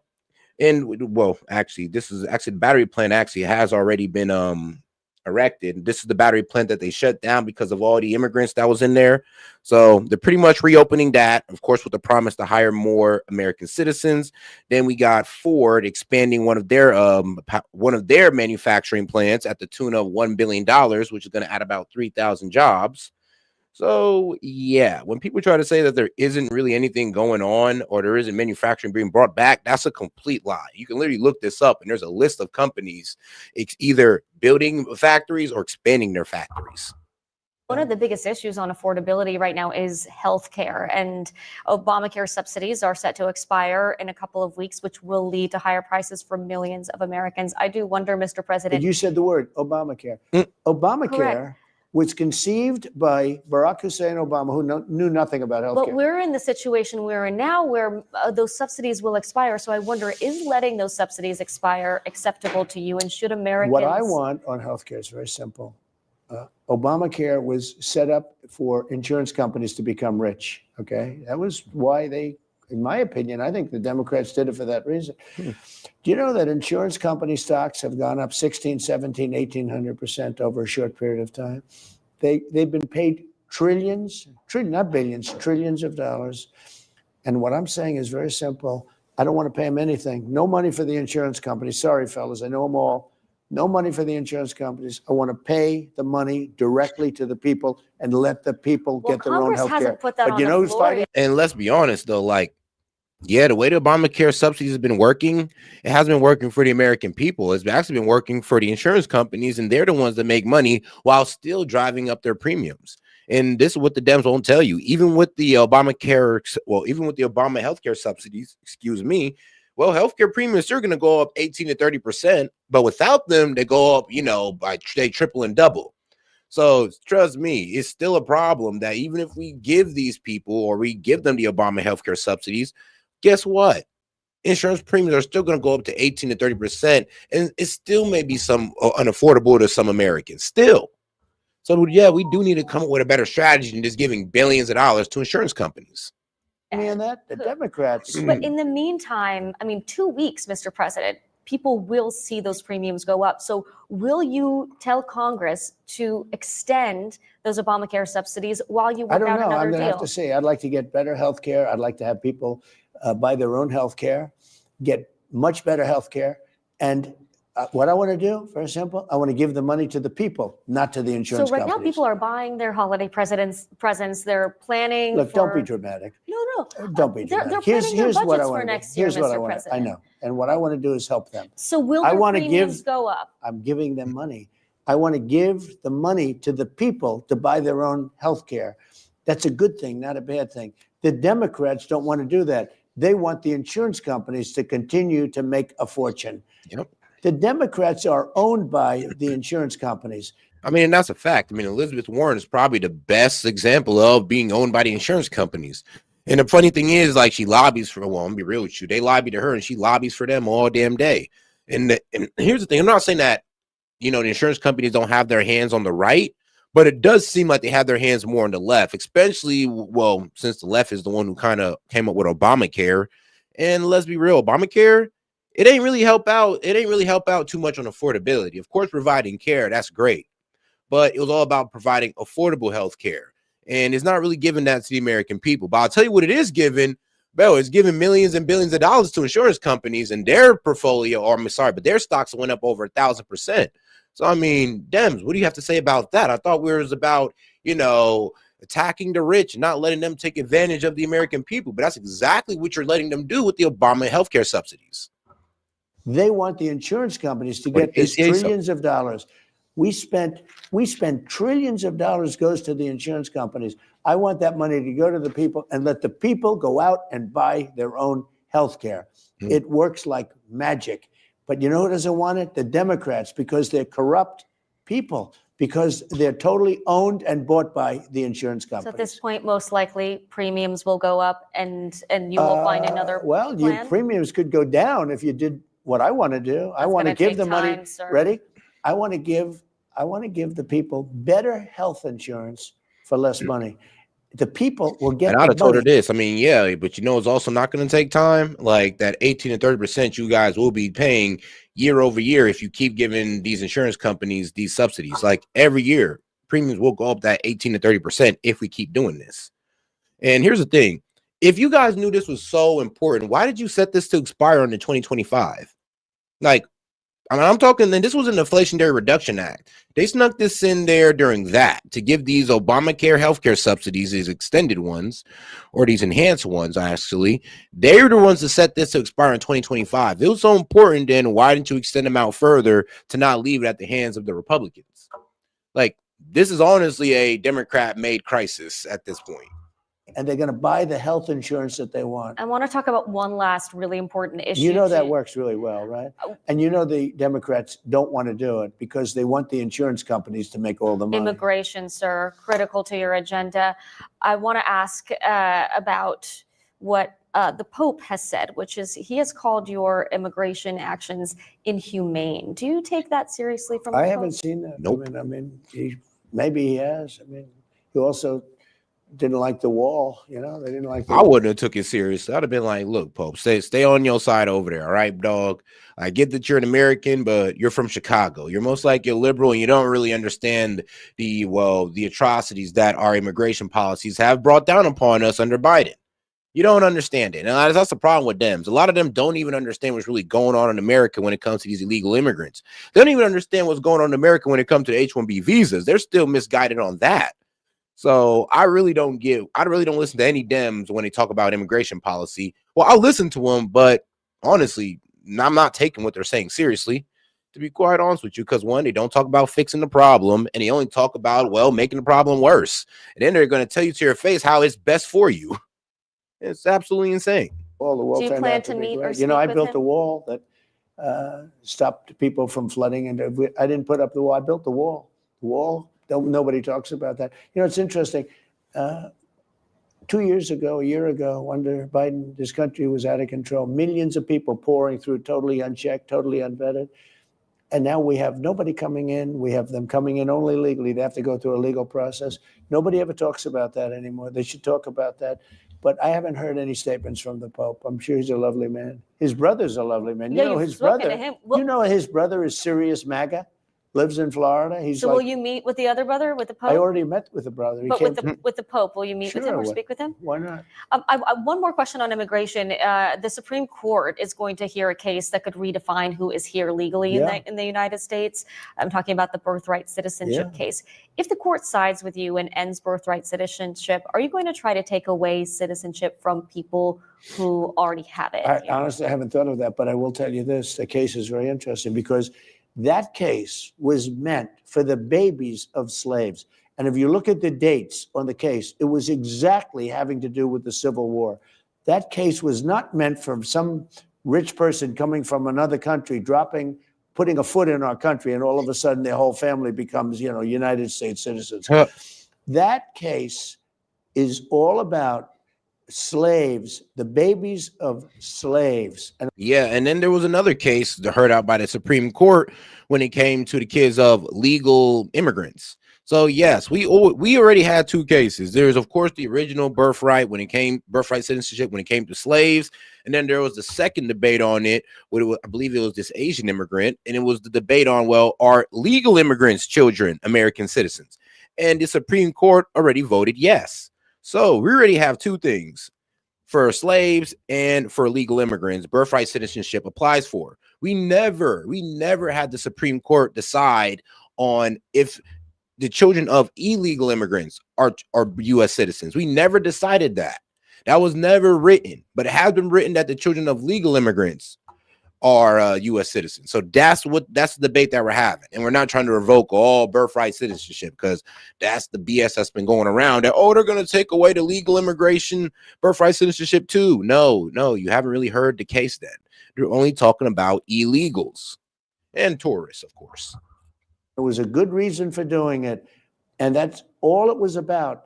And people now are understanding it. It's been explained to them. And I think the court understands it too. That would be a devastating decision if we lose that case. That court, you've put Because three- our country cannot afford to house tens of millions of people that came in through birthright citizenship. When that happened, that was meant for the babies of slaves. And if you look at the exact dates that it was passed, it all had to do with the Civil War and the ending of the Civil War. It's that little period of time, and people now are starting to understand Do it. you want to see one of the justices on the Supreme Court retire so you can put in one more before the end of your term? Well, the Democrats want to flood the court. You know Clarence that. Thomas is 77, Samuel Alito is 75. Do you want one more on there? Well, I hope they stay because I think they're fantastic. Okay? Both of those men are fantastic. Before I let you go, I want to ask. I will say this. The Democrats want to pack the court. They want to have 21 justices. Which is that true. would be a terrible thing for this country. The future of the Republican Party. Like, I watched you on all of your campaigns pull together, especially in this last one, an unprecedented coalition to win the presidency. You brought in so many new voters to the Republican Party. You chipped away at some of the core bases of the Democratic Party. Is there anyone else in the GOP that can energize the coalition the way you did? I hope so. Yeah, me too. I don't know. You never know until this. I don't know. Yeah, I don't know either. I don't see JD Vance doing it. I don't see Marco Rubio doing it. These are just not personalities that I see really taking on the mantle for MAGA or the GOP. To be quite honest with you, I don't really see too much leaders like Trump. Maybe, you know what? I'll be comfortable with maybe Thomas Massey or something like that. But nah, anybody else? Not really. Tested. You know, it's like you jump in the water, you can swim or you can't. Some people can swim and some people can't. You never know. You have to see. I think we have a very good bench. I must tell you, we have a lot of good people. We have a great cabinet. I have a really great cabinet, better than my first cabinet. I had some very good people in my first cabinet, but this cabinet, you know, I have much more experience. When I first came to Washington, it was interesting. I didn't know anything about any of the people. I was a very successful guy from New York City, real estate and other things. I mean, I had a great. Oh, guys, let's make sure to support the stream by sending any question, comments, jokes, or disagreements. Just $2 and up. Appreciate the support. And let's not forget to double tap that screen and like the video, guys. So let's make sure we keep the stream running by super chatting in or just sending a GIF, either one. Show and a lot of things, but basically real estate. We'll be having it all. And by the way, I'm fixing up the White House, making it beautiful. I'm doing a great ballroom that they've tried to do for 150 years and all of that stuff. But you never know. Your question is such an interesting question. You never really know until they get tested. I hope so. Oh, and shout out Nikki for sending the clapping seals for 250 jewels. Appreciate the support, sis. Hey, shout out her. Mr. President, thank you so much for joining the conversation. Really appreciate your time. Thank you very much. Thank you. All right, now let's get over to Face the Nation and let's see what his economic advisor got to say and more. Let's get into it. Welcome back to Face the Nation. We're joined now by the director of the National Economic Council, Kevin Hassett. Good to have you back. It's great to be back. So people are holiday shopping. They're aware of prices. The president said this week prices are coming down tremendously. The latest data, though, from the Consumer Price Index up 3% year over year. Personal Consumption Index is up 2.8% year over year. What data is he looking at? What's your benchmark? Right. Well, one of the things that if you saw his presentation in Pennsylvania, is he put up a bunch of charts, which he loves to do, where he went through the individual items that have we've already sort of made a bunch of progress on. And so, for example, under Joe Biden, prescription drugs were up 9%. So far this year, they're down 0.6%. Gasoline is way down. It was like the highest ever under Biden. Eggs, and so talking about eggs. Yeah, he was talking about eggs. And so I think the way to think about inflation, of course, is that there are. Hey, and shout out to my man Devilfish. He says, "Set is the shit." Hey, I appreciate that. I'm a little bit more humble, but I do appreciate that, my friend. Shout out to my man Devilfish. Appreciate the support, my brother. Like micro effects, like the time that we had the avian flu affecting drug prices, and then macro effects, which is runaway spending, big deficits, and then an accommodative Fed policy. And I think now that tariffs adding to some price increases according to the Fed chair. Well, I think that the tariff evidence is mixed, but the point is that we've got deficit going way down. Because and that is the craziest thing that they try to do. Well, you know, prices are up because of tariffs. No, that's not true. If prices was up because of tariffs, they would be up at least 5 to 10% across the board. And if you look at the Consumer Price Index, prices have only been going up by 0.2 to 0.3% month over month. So if you're telling me that we're only taking in maybe like less than 1% of tariffs, I mean, is that really eating tariffs, guy? Are we really the ones paying it then if we're only taking in less than 1%? Because that's according to the Consumer Price Index. If you look across the board, that's what it is. So, yeah, we're not the ones paying the tariffs. Actually, it's either the supplier or the importer that's the one eating the tariffs mainly. So right now it's looking like the deficit for this year will be $600 billion lower than it was last year. That really helps lower inflation. We've got the trade deficit cut in half from last year. And so all these things are things that should continue to move us towards the Fed target of 2%. Companies aren't necessarily going to bring items down, though, in terms of pricing, right? I mean, Yeah, I know. And that's why we got to raise wages. And let's be real, they're not going to bring prices down because of inflation. Like, due to the crazy inflation that happened under Biden, which of 20%, no, that price increase doesn't go anywhere. We have to outpace it with inflation. What we can do is bring inflation down even further to where the price increase slows to basically barely anything, and while wages steady increase and outpace it, that's what we can do. But if you're hoping that the 20% increase in price is just going to go away, I'm sorry, but that's not how inflation works. the president told the Wall Street Journal he didn't know when all of this money, quote, is going to kick in. I think he was talking to business investment and tariffs and help voters. All I can do is my job. When do you anticipate voters will feel this positive impact? Right. Well, it's definitely the case that, and you guys have covered a lot, that consumer sentiment right now is lower than anyone would like. But, we find that very often happens during a government shutdown when Well, the everybody's last really administration upset. called that the vibe session, right? No, the but data is good, but people feel bad. Yeah, but what's going to Same happen thing, is, you're what's going to happen? I'm not saying that. What I'm saying is that people are going to see the high growth. Growth is 4%. Income growth is up about $1,200 this year. People look at their wallets and see they're doing better, which is why we had the biggest Black Friday ever, and so on. And so I think that But that's more the higher sentiment, incomes. No. Actually, no. What she's talking about is higher income that's been purchasing more, during the holidays. But what he's also talking about is the fact that, we lost $3,000 of buying power under Biden. This has been calculated already. And we've only gained back about 1,200 to 1,500. Like, yeah, we're still in the hole from the Biden administration when it comes to affordability and buying power. Sentiment will catch up with the reality. Under Joe Biden, the fact is that real purchasing power dropped by about $3,000 so far this year. It's up by about $1,200 per family, and the money that we're talking about is like real money. So for groceries, it went from $400 a month to $525 a month under Biden. So that's like an extra more than $1,000 a year you have to spend on groceries. It's down this year for us for the grocery package, but it's still got a lot of room to grow or to go. A lot more to go. And the president reduced some tariffs on some of those grocery items with an eye towards that. Yeah, if we don't make it here, then pretty much we don't tariff it. Let me ask you, you mentioned gas. Oil prices globally are relatively low. We saw this Coast Guard interdiction with military forces. Oh, and just to tackle this argument, now people think that Trump not really walking back, but lowering tariffs on certain grocery products, they thought that, that's proof that tariffs are a tax on the consumer. No, it's not actually. Actually, what he could be doing is lowering tariffs so these guys can buy more product. They can, spend that money buying more product, thus being able to bring down their price because they have a bigger supply of that product. I mean, it's simple economics and let's be real, economics can work out anyway, but it's simple economics when you just state it out like that. Like, well, of course, they got more money. They can buy more supply or more of that product, thus lowering their price. About as easy as that. Boarding and seizing this vessel off the coast of Venezuela.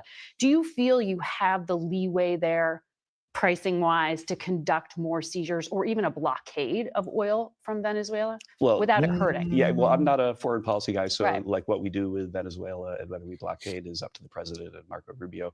But I could say that you've got the leeway, right? What's been going on is there's been kind of a black market for oil amongst sort of this sanctioned countries. And what we're doing is we're shutting that black market down. Yep. Whether that affects prices outside of the sanctioned countries is kind of an open question. Probably not. You don't think it will? No, because they're already kind of on the ropes, these countries. They're only getting oil when they get like sort of black fleets to sneak in and give them the oil. Yeah. And that's what we're trying to slow down. Okay. I want to ask you about the Fed decision. The Federal Open Market Committee said job gains have slowed this year.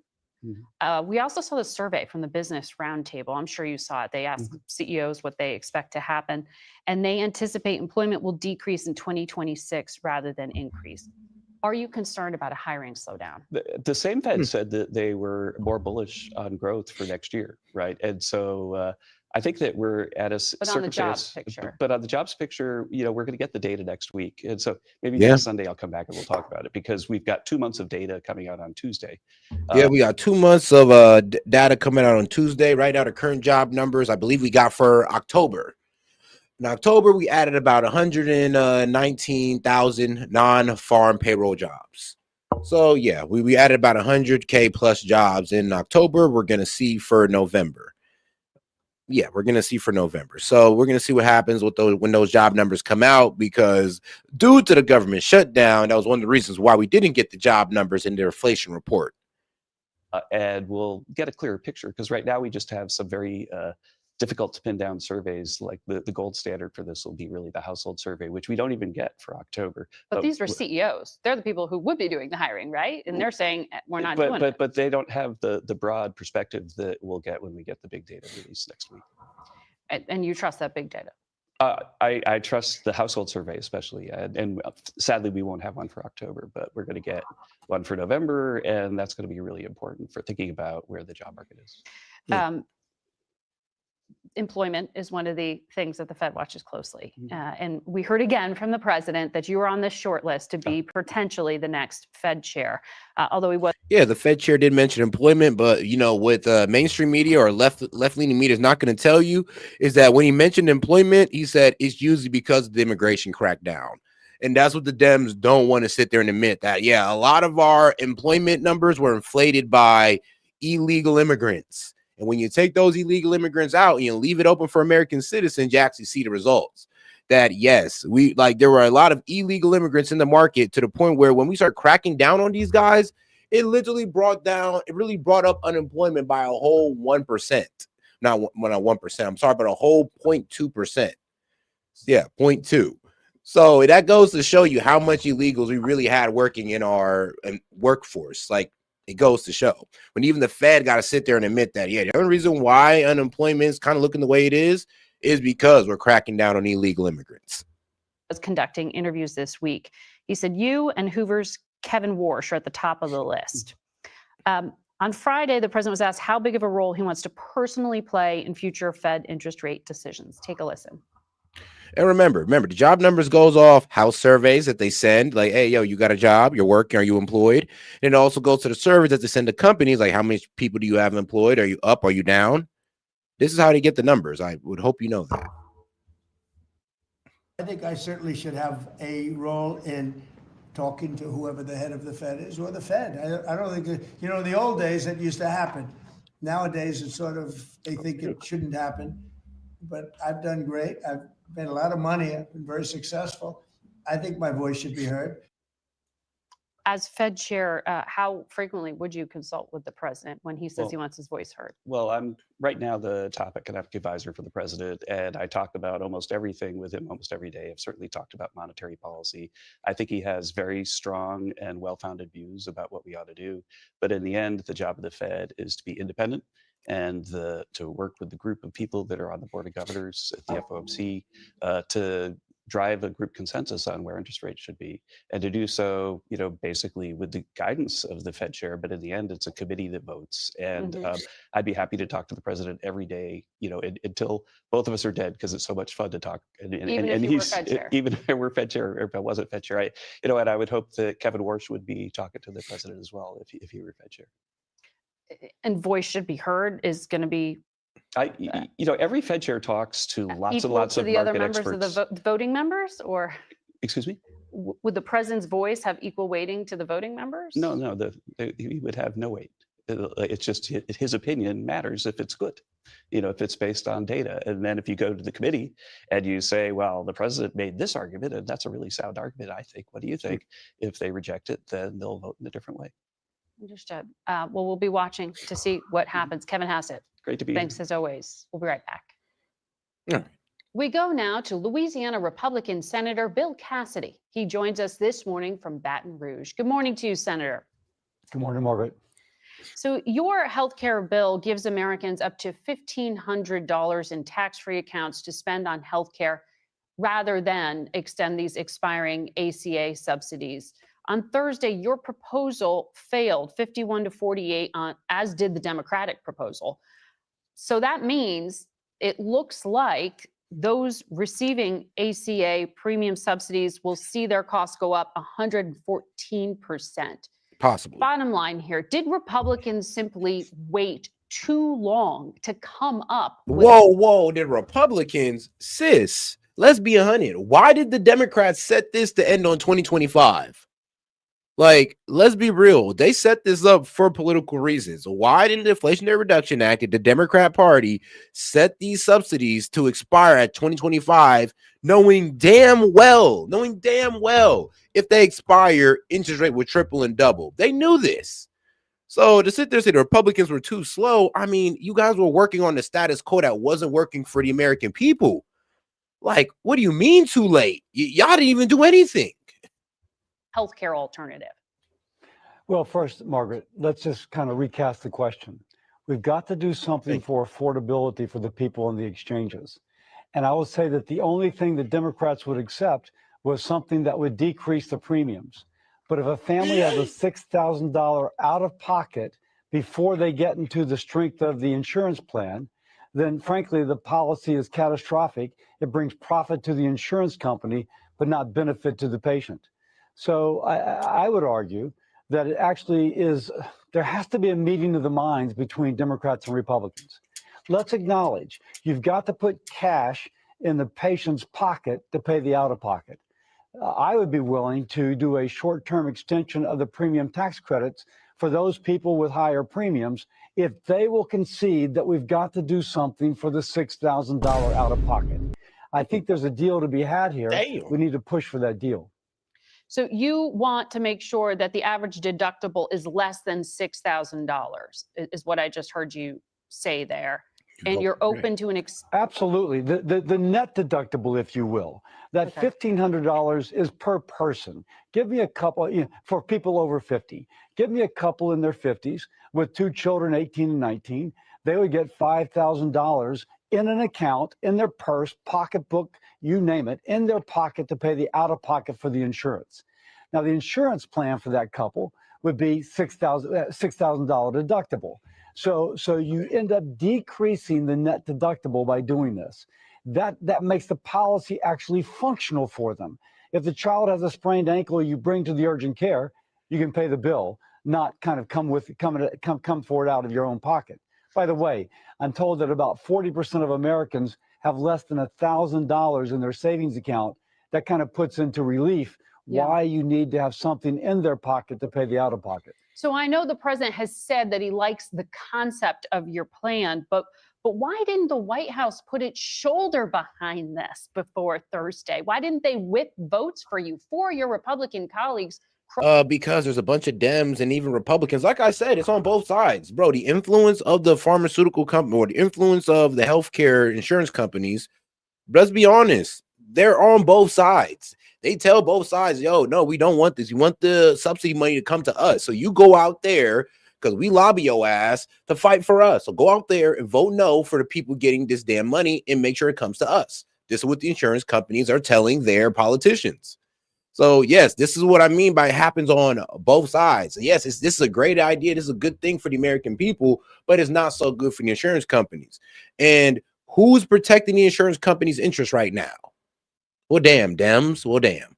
Mostly Dems and a few Republicans. Crossed the aisle and voted with Democrats on their proposal. All four of those voted for our proposal, too. And I think that shows you that there is interest in finding something which addresses both the critical problem of the out-of-pocket But is the White House behind you on this? Like, are they helping you? Well, it certainly seems like it. You want this up for another vote? For sure. Their initial plan had elements of what I am speaking about, helping people with that deductible. So simply put, yes, the White House is there. But if you notice, our problem was not on the Republican side. Our problem was on the Democratic side. So what I'm saying is let's just meet together. As a physician, I can tell you that deductible, the patient comes, she's stressed. She can't get the procedure, the x-ray, the whatever, because of her $6,000 deductible. Let's just meet. Let's address her concerns. And then this Republican would be willing to do something on a short-term extension of the premium tax credits, if that's what it takes to get the deal, to help those folks with the more expensive premium, but also helping everybody with their deductible. Do you need? And that's fair. He's pretty much saying, like, look, bro, we'll let you, serve your insurance overlord, your corporate insurance overlords. We'll let you serve them, but only for a limited time. You still got to somewhat work for the people. Like, he's being pretty damn reasonable, to be quite honest. He's like, bro, we'll give you the extension, but you got to hear us out on this. Like, you got to at least admit that your plan is failing, and we'll extend the failing plan for now, but we got to come to an agreement that we got to get something better. And you just can't sit there and shill for the insurance companies forever. More White House help on this? And sir, you're running out of time here. Do you really think you can get this done before January 1st? Our problem is not with Republicans. Our problem has been with Democrats. But of course, they may say that about us. So what I am kind of searching for is a deal in which both have their concerns addressed. If you do that and you put this in place, you really have until the end of like March to get it done. Because with these kind of accounts that people have money in, they just save the receipts, they submit them, and they get reimbursed. It happens, is what we do in my family. We have a flexible spending account. Yeah. And so we can get this done. And I think we can meet the concerns both about the out-of-pocket, but also about the premium. I also want to ask you about what's happening with the FDA right now. CBS has confirmed that there are no ongoing safety studies into the abortion drug mifepristone. This was despite the Trump administration saying they were going to conduct one. And anti-abortion groups want this review to take place. I saw a letter the FDA commissioner sent to you last week claiming they are reviewing the evidence. Do you believe him? And if not, what are you doing about it? I had a conversation with the commissioner this past week. It seems as if it's taken a long time to get that study up and going, which suggests to me that it's not a priority. For the pro-life community, this should be a priority. And if we're going to make America healthy again, this seems like, my gosh, should be top priority. So there is, I am disappointed, as well as others are disappointed by the way this is being slow walked. I think it just needs to happen. We need to have the evidence out there. If you want to reassure American people about something which is really top of mind, this is where they should be going. So the American College of Obstetricians and Gynecologists said that mifepristone is safe and effective and that there are side effects in less than 1% of patients. With that data point in place, why isn't the White House pressing the FDA commissioner to make this happen? There's some suggestion in reporting that it is for political concerns due to impact on the upcoming midterm races. Is this politically motivated, the slow walking you say is happening? You're asking me to look into the kind of motivations of folks with whom I've not had a personal conversation. Well, did the FDA commissioner say that?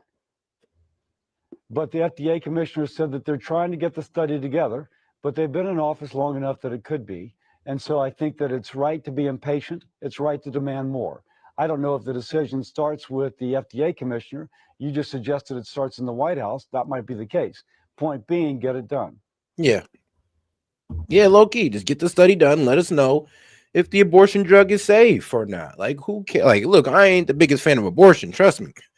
I'm the man of his, like, look, bro, if it's 4 weeks and you ain't get that situation settled, then you having that baby. That's where I'm at abortion. Anything past that, I think is unreasonable. But that's just me. But all right, guys, let's get into our guy Rob Reiner, RIP, him and his wife, found dead. And the suspect is believed to be their so-called mentally ill son. Actually, I believe he's had a history with mental illness. But let's get right into it, and I will be right back. Breaking overnight, police are investigating now the shocking deaths of legendary director Rob Reiner and his wife, Michelle. Found dead in their Los Angeles home yesterday, the couple was killed in what authorities are calling apparent homicides. In a late night press conference, the LAPD, though, said they are not currently searching for anyone as a suspect, saying at that point they were still seeking a search warrant to carry out a full crime scene investigation there. CNN's Stephanie Elam has the very latest. She is near the home in Los Angeles and joins us now. Stephanie, what are you hearing? Kate, obviously we're looking for so many more answers to so many questions that people have here. And obviously we're not getting them as quickly as people would like. We can see back here behind me, we've got police lights, and down there we can see the investigation where those clear lights are down there in the distance, those white lights. All of this happening here in this tight-knit community of Brentwood, and just a seismic loss, not just for Hollywood, but also for a lot of people outside of this industry as well. When you look at how much the Reiners have contributed to what has produced here in California and in the country. So lots of questions on what has happened here. What we do know, as we heard from the LAPD Deputy Chief Alan Hamilton, is that there are still more steps before we get more answers. Take a listen. Chief, why are you not exactly looking for a suspect? Are you confident you know who did this? We have not identified a suspect at this time. Well, then shouldn't you be looking for one so these neighbors aren't worried about their own lives and their own safety? Yeah, so at this time, after we determine, so I need everyone to understand something. In order to comply with the legal process, before we do anything here, we have to get a search warrant because there are issues regarding standing at this residence. So as long as those legal requirements are met, we can continue the investigation. And then keep in mind that it is just after 4 o'clock in the morning here in Los Angeles. So still going to take some time since we were in the overnight, but we do know that the first call came in the afternoon, local time yesterday, about this loss. And we are seeing more and more people come out and speaking about this. But obviously this entire community and the industry as whole are shaken today by this news. Kate?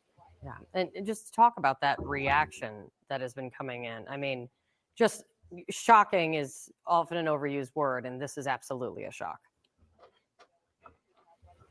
Yeah, titan of industry is often an overused term, but it really does apply here. I mean, you're talking about a man who shot to fame because of being an actor on All in the Family, who went on thinking he was going to be single and then ended up meeting Michelle, singer, and they got married and were together for over 30 years, both of them working together and having their own projects.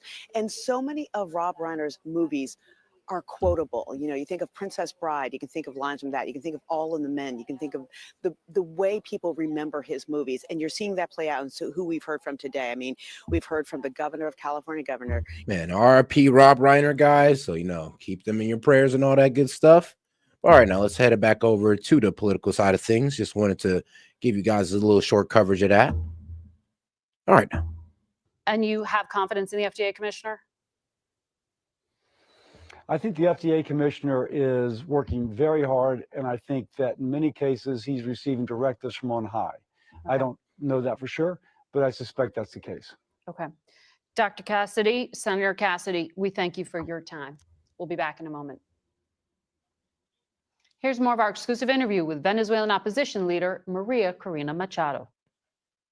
The regime itself has done a number of things. They have revoked TV licenses for journalists to broadcast truthfully. He has jailed journalists. The United Nations says the National Guard targeted political opponents, committed sexual violence, tortured people, and committed other crimes against humanity. So from where you sit, is Maduro stepping down enough, or do you need the entire regime dismantled? In which case, that sounds like a country in collapse. Yeah. That's a very good question, because certainly Maduro is the head of the structure, but it's like any other mafia system. You have. Yeah, so this is Maria Corina Machado. Now, she's the one that we want to put in power in Venezuela. I mean, the main problem about that is, though, that, like I said, the army is backing up Maduro. The police force is backing up Maduro. So getting a bloodless regime change is not possible, especially when you got the general of their army coming out going like, yeah, we're ready to fight U.S. citizens, or I mean, it's not U.S. citizens, but U.S. servicemen. So, yeah, it does look like it would be way easier to deal with Maduro than to try to install this lady in here, to be quite honest. families or groups that operate and sometimes even compete among each other. There are different degrees in the crimes they have committed. Certainly those that have committed crimes against humanity that have been reported by the fact-finding missions of the United Nations should face justice. Local justice and international justice. There are other members of the regime or the armed forces that have committed lesser crimes. And certainly we will search for justice, not revenge. But this, I'm going to insist, what we're living right now is chaos. Maduro represents chaos. Oh, shoot. And we can go ahead and get to, $50. We can go ahead and open up the call-in line. We can hear some of the supporters and also some of the naysayers. So let's see if we can hit 50. Right now, we are at 42. We're going to put order. Understood, but respectfully, you also have acknowledged that the drug cartels are exploiting your country, that Russia is exploiting your country, Iran, Cuba, China. Just yesterday, Vladimir Putin spoke with Maduro and said their strategic partnership is growing. Are you concerned here that Russia is going to shore up support for the military and intelligence? Well, I'm absolutely convinced that Putin wants the world to think that, especially wants President Trump to think that about that. But I would ask you a question. Do you think Putin has resources to spare at this time, or does he have something that's more urgent for him to invest those resources? Well, let's be real. Putin has already sent 3 nuclear submarines over there on the coast of Venezuela, and it does look like they might be providing air support, just like we did for Israel during the little conflict with Iran. They look like they'll be providing air support for Venezuela. So if we shoot any rockets over there, it does look like Russia is prepared to shoot them down. I mean, they already have 3 nuclear submarines over there. So what does that tell you, man? What does that tell you? I mean, helping a regime that it's going to fall apart anyway, regardless of what he does, I don't think it's a priority for him.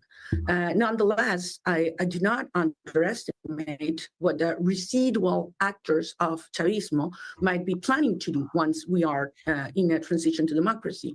And that will require very efficient actions to isolate and neutralize those threats. And, we've worked very hard to understand what's the true nature of our armed forces right now, identifying those military, which we believe could be supportive of a transition to democracy. And have they pledged that to you? Some of them, yes. And we believe that over 80% of our armed forces will join and support the democratic movement once the transition is in place. So tell me about that transition. What kind of support do you need to keep the country together, to prevent another refugee crisis? And do you have that pledge from the American government now? We will need a lot of support, advice, information, technology, not only from the United States, also from multilateral organizations, some of which we are already working together. Now, do you see why we want her in power? Because she's going to give everything to us. Like everything. She's giving away all of Venezuela to us. This is why we want this lady in power. 1, because Maduro works with all of our enemies. And 2, if we get him out and put her in, Venezuela is basically ours.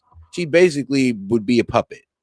Not only in security issues, but is that a good thing or bad thing? I'll leave that opinion up to you. Power supply, food supply. How do we put order in our financial accounts? How do we restructure our debt? How we open markets for international investment and give security to international investment in oil and gas, in infrastructure, critical minerals. I mean, Venezuela is unique in terms of the amount of the natural endowments we have. And, we're located at 3 hours by plane from Florida. So it's hard to think, in this shortening of the supply chains that is in the nearshoring process taking place, a better ally in the region than Venezuela. And at the same time, turning Venezuela from the criminal hub of the Americas into a security shield for the United States and for the rest of the region is a top priority for all. So, yep. And now that's what we're trying to do with, when we're talking about hemispherical power, pretty much settling down in a, let's be real, resource-rich, oil-rich area and using that as the hub to control all of Latin America is pretty much what we're going for. Like I said, it's about hemispherical dominance. We're going to try to back out of NATO and all that good. We're trying to back out of NATO and distance ourselves from the EU completely. And we're going to leave them to their own devices, because apparently they're getting a bit too trigger happy when they feel like they got the backing of the U.S. military behind them.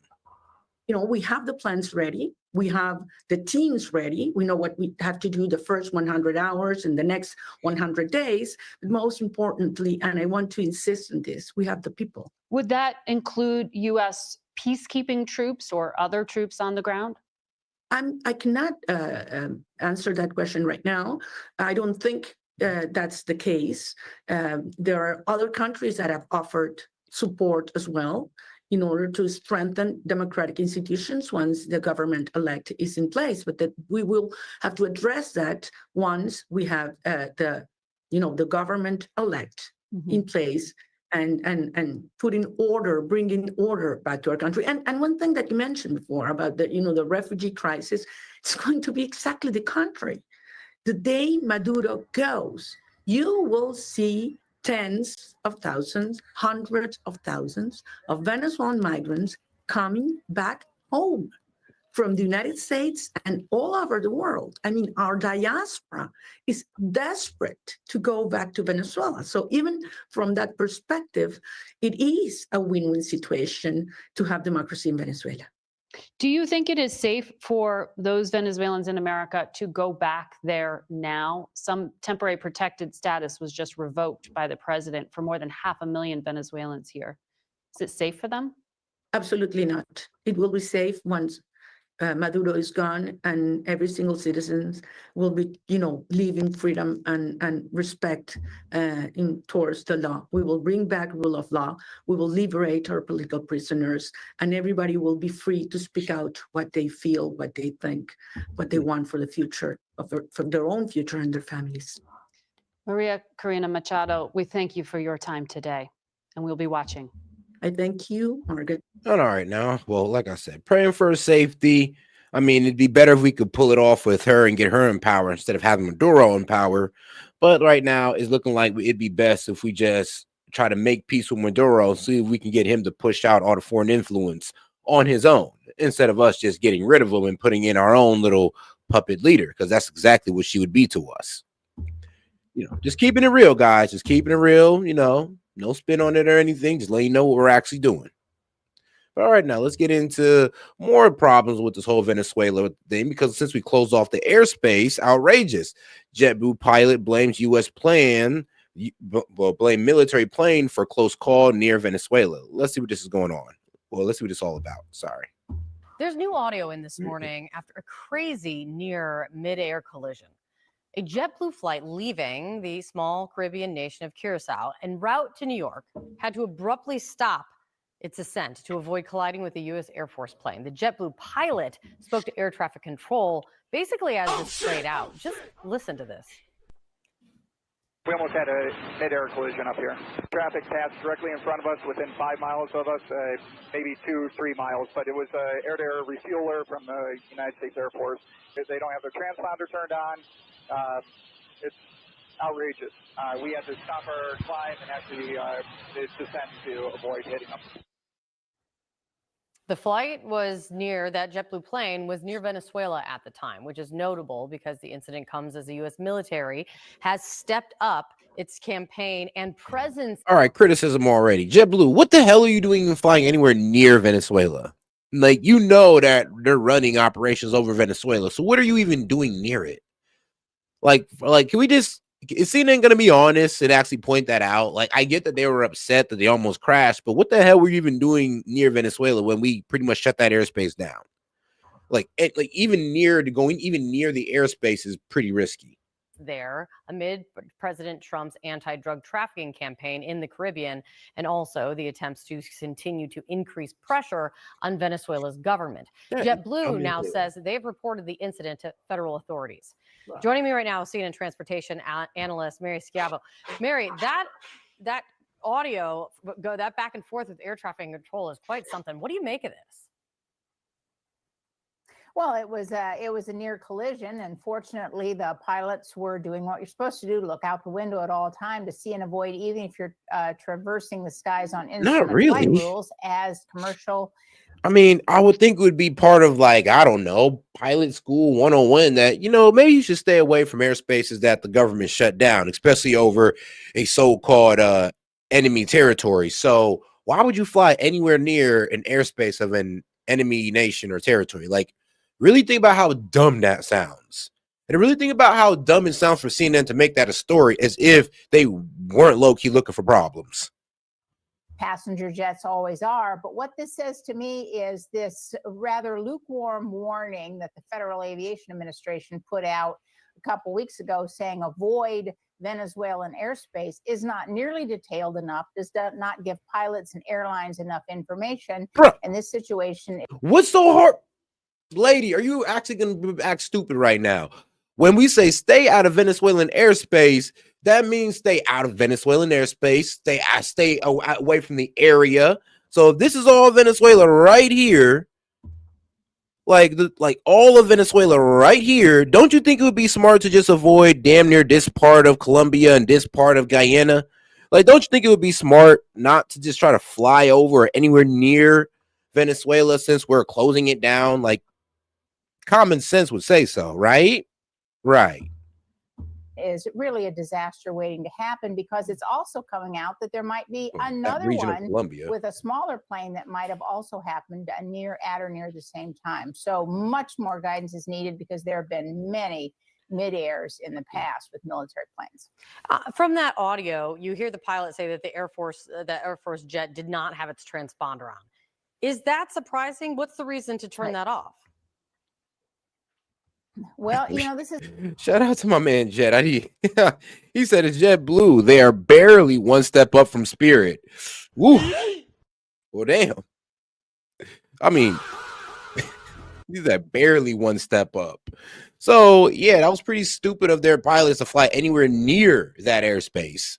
And I know somebody in the chat said, like, when did Venezuela become an enemy? I mean, bro, as soon as they started working with Russia, start working with China, Iran. I mean, yeah, sadly, they are influenced by enemies. So therefore, and since we're closing down their airspace, what does that tell you? I know what you're saying, but we said it was about the drug boats. Yeah. And then we released the doctrine talking about hemispherical power. So now we can all see that was complete BS.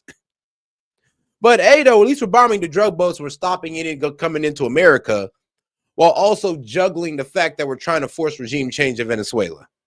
It's a scenario that we're seeing over and over again. I mean, this was the helicopter at DCA back in January. So they turn it off because they want to be in stealth mode, because it's either their mission, because they don't want to be seen. They literally don't want to be seen by other traffic or others in the air or on the ground, or air traffic control, hostile air traffic control. And it's the same thing here. The warning went out that there would be operations, that there's danger over Venezuela. But I don't think that the warning was specific in saying that there's going to be very large U.S. military aircraft operating with no. If we close the airspace over Venezuela, isn't that like just all encompassing, like almost every situation? Like, maybe it's dangerous, maybe they're hostile, maybe U.S. running operations over there. If we're just closing down the airspace, like, it's like common sense. I'm not even sure why they're trying to make a story out of this, but I mean, it is what it is. But all right, now let's go over to Miss Rep. Ilhan Omar on Trump's continued attacks on her, because she's just feeling so attacked. Like, poor Ilhan Omar. Poor young lady. Well, now, hold on. Actually, she older than me. But all right, now, let's go ahead and get into it.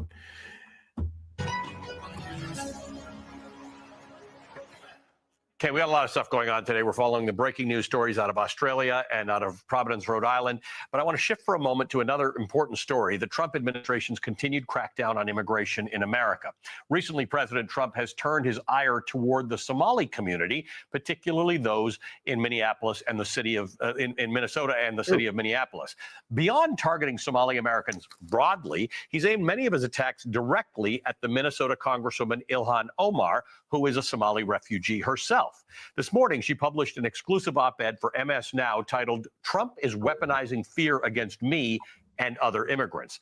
She described several incidents involving federal agents in Minneapolis, including an aggressive arrest of a Somali man who was a U.S. citizen, which he told agents at the time of his arrest. You can hear the man in the video yelling, "I have an ID." Hey, shout out to Nurse Terry Irving for going ahead and setting a floating heart for $10. Appreciate the support, Terry. And bystanders asking the man's name. Watch. Appreciate it, sis. What's your name? What's your name? What's your name? No, let him be detained. What's your name? What's your name? Here's the thing. Just let him be detained. Let them prove that he's an American citizen and let it go. Why are you always trying to? Well, here's the problem. When you sit there and you try to crowd around ICE and push him and try to help your homie, you're only making things worse. And you're only going to make your homie get more like recklessly handled. So move out the way. Say he's a U.S. citizen. They'll be like, all right, cool. We'll go check. Be cool with him. I mean, here's the thing. When is ever being a dickhead or being aggressive with cops ever work out? No, but be honest with yourself here. When has that ever fucking worked out? So why are we expecting it to work out now? When have you ever thought that being a dickhead or being aggressive towards a cop was a good idea? When do you ever think that that wasn't going to put you in jail? Think about that. Okay, then. So why not be cool with the ICE guys? Let them know what's going on. They'll most likely be cool with you and be like, all right, cool. We'll go check. And then we'll just bring them right back out once we check. Okay, cool. Everybody sit around. They wait. They sit there and talk. And then, boom, they release the homie and it's all good. But when you want to sit there and pull on ICE and act like you're about to try to hurt them or ambush them, what the fuck you think gonna happen? Use some damn common sense. And stop acting like victims all the damn time. What's your name?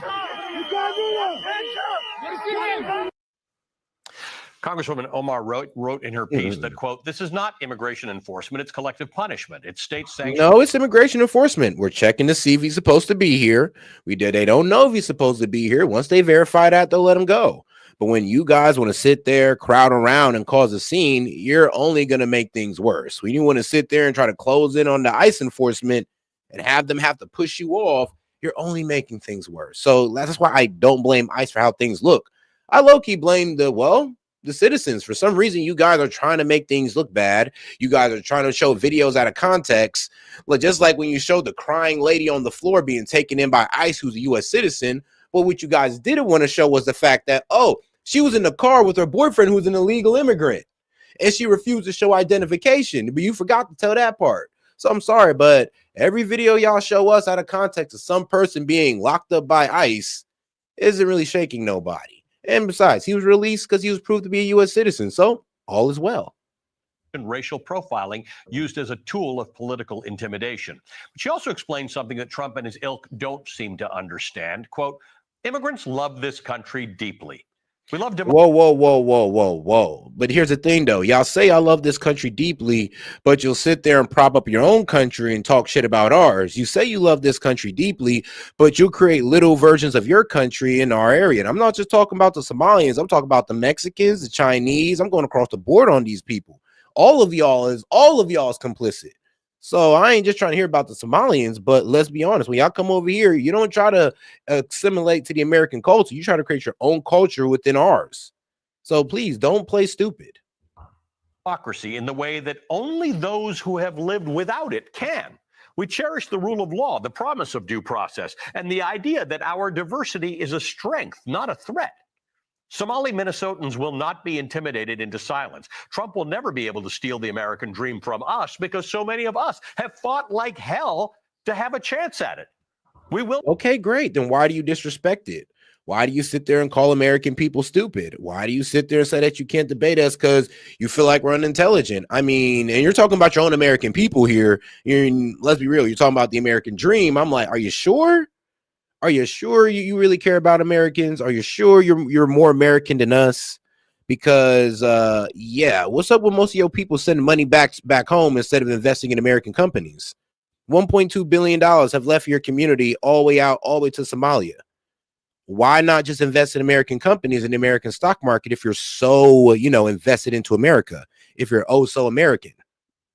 I mean, no, really, people of Somalia, explain that. Because that's some bullshit to sit there and say you're pro-American, but you're sending money outside of America. I mean, Why not invest your money here? I mean, what investment, what type of prosperity or type of like return on investment could you possibly get in Somalia? I'm just saying. But all right, shout out to my man Jet. He said, ICE giving illegals and idiots a taste of icy snow. I mean, yeah, icy snow and black snow, because man, they roughed that boy up. Not surrender the beautiful promise of a nation that belongs to all of us. End quote. True. Joining me now is the Democratic Congress. No, I agree. This country belongs to all of us, legal immigrants and U.S. citizens. Like, I agree with that. But you guys don't act like that. And you can't just play in our face like y'all do. It's like y'all pick and choose when you want to act like American citizens.